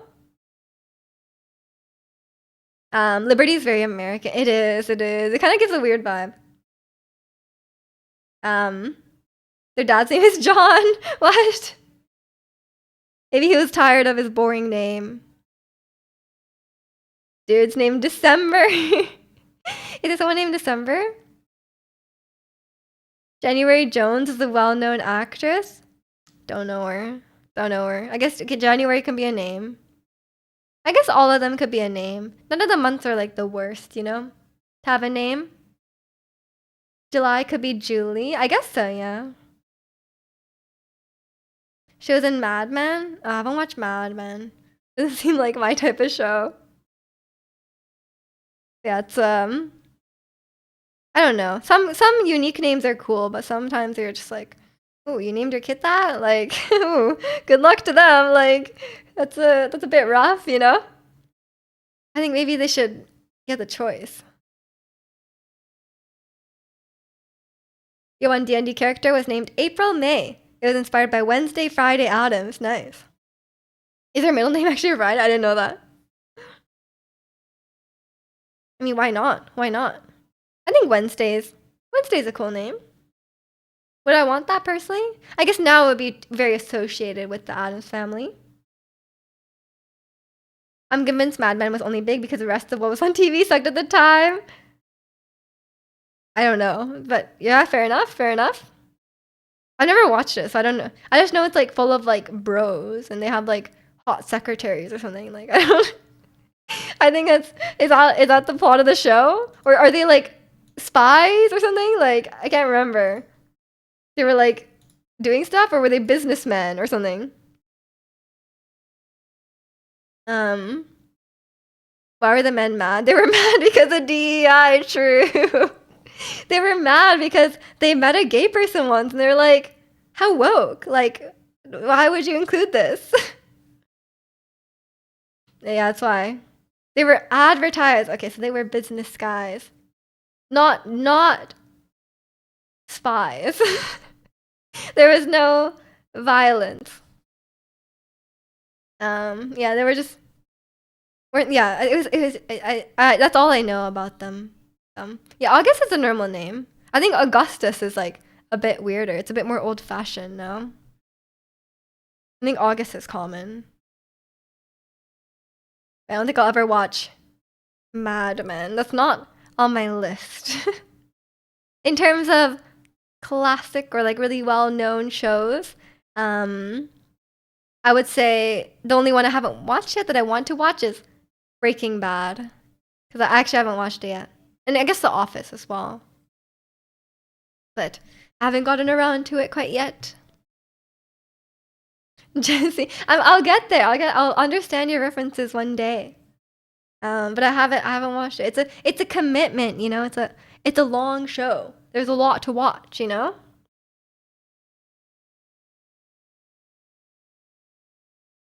I'm getting like spam texts. Actually, one of them is from the eyebrow place.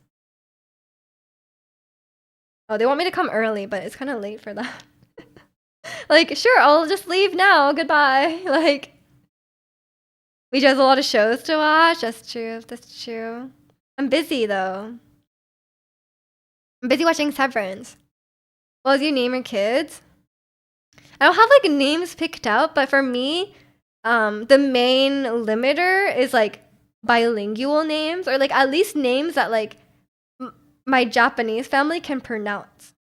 Because like if I name my kid like Carl, my mom will not be able to pronounce the name, or like anyone on my mom's side of my family would not be able to pronounce it, you know? I'm not a big fan of like English name, Japanese name, you know? Like I'd rather just like, you know, English speakers can just get over themselves and like use the same name, you know? At least for Japanese. Like Japanese names are not that hard to pronounce. But I think like, yeah, I think that's the main limiting. That's like I would first restrict the names based on what can reasonably be bilingual. It doesn't have to be like actually bilingual, like Maya or anything like that, but it should be like at least not sound weird in either language, and also be pronounceable and not get like butchered by either Japanese people or English speaking people. If you watch one episode a week, you could finish by the end of the year. Oh, that's not too bad. Um, Draconian.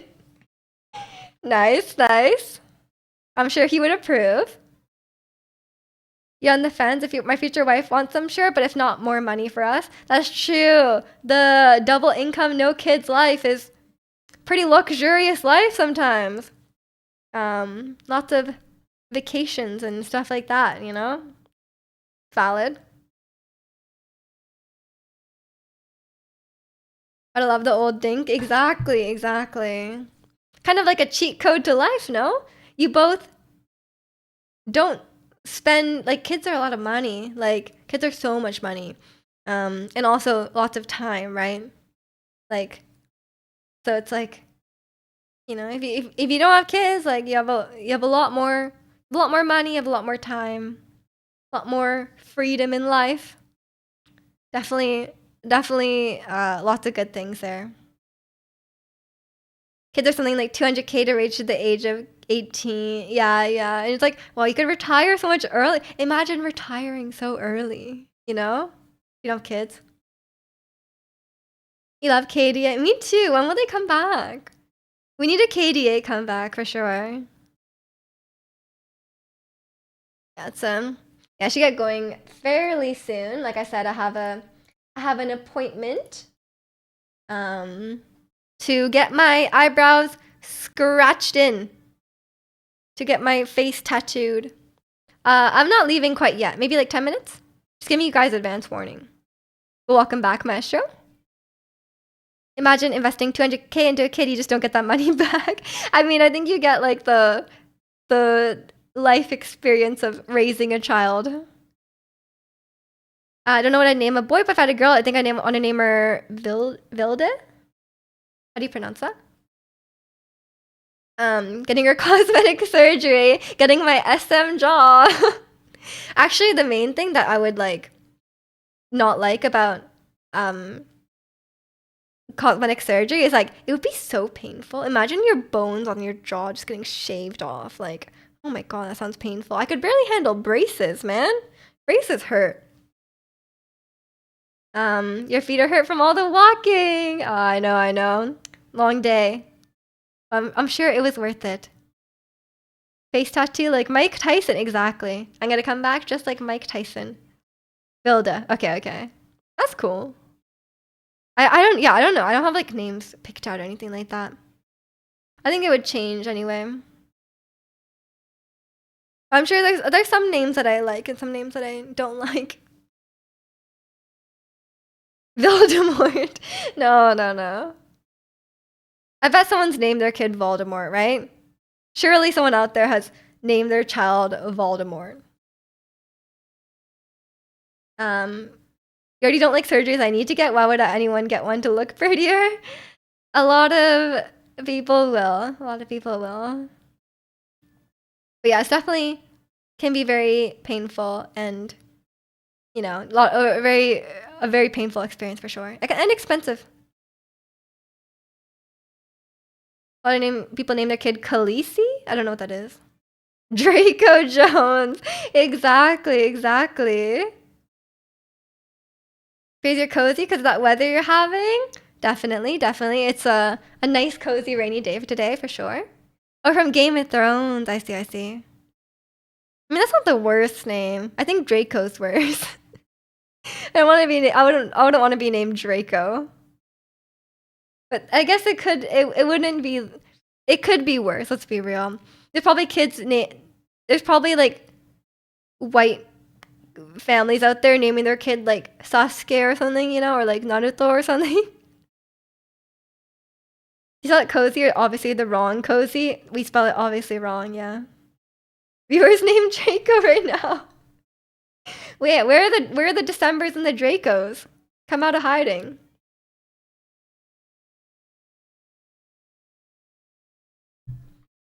Insert I love Twice comment here. Of course. You don't even have to say it, we know. Imagine having a boy named Sam and a girl named Sam. I'm sure people have done that, right? Like do you think there's people out there who name all their kids like Sam? Like, I'm sure that, I mean, there's people out there like who have like, you know, they have like John, Jonathan, Johnny, they probably like Joan, they probably have kids like really similarly named. There's probably families out there who do that. Honestly, if you can think of it, there's probably someone out there who did it, you know? Like people do all sorts of crazy things with their kids' names. And it's like when people do that, it's like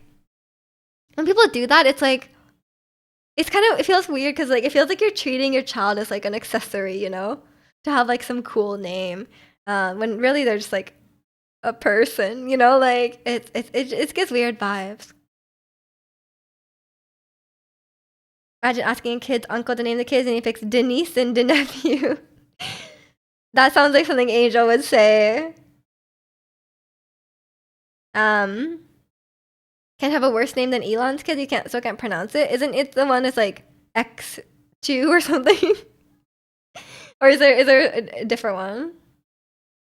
Can't remember. I do not follow Elon's lifestyle. XA12 or something. Yeah, it's like something weird. Sounds like a K-pop group name.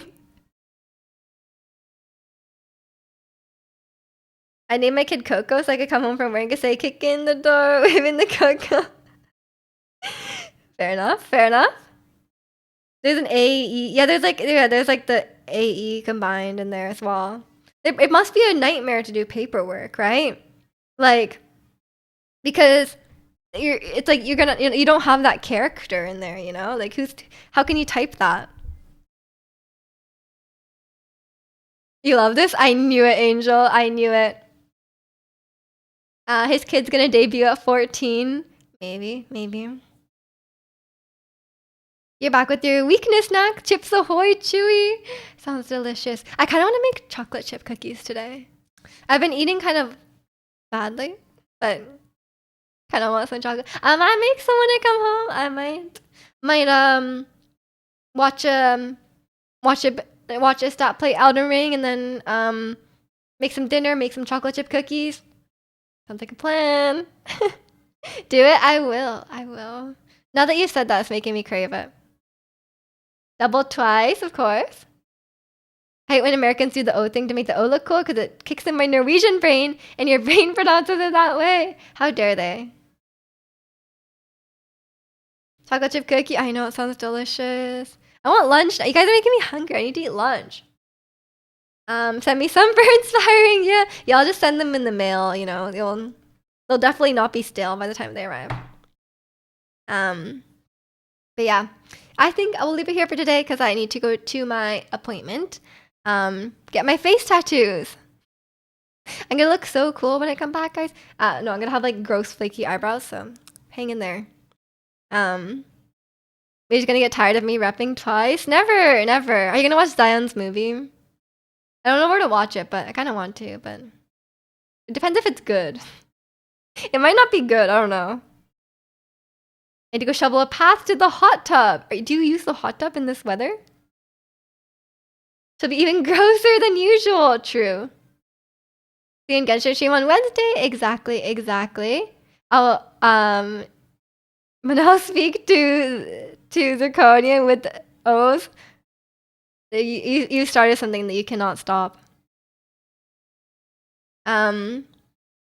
Don't let them scrape your eyes out. I will try. I will warn them. Please don't scrape my eyes out. But sometimes they do anyway, you know, like, so they're just like, well, too bad. I like scraping eyes out, you know. What can you do? But yeah. I will go do that now. I hope everyone also takes care, stays safe. I'll see you with my gross flaky eyebrows on Wednesday. But yeah, join the Discord if you haven't already, and I'll see you all on Wednesday for some Genshin or next weekend for more chatting if that's what you prefer. But yeah, thanks for watching everyone, and I will see you next time. Bye.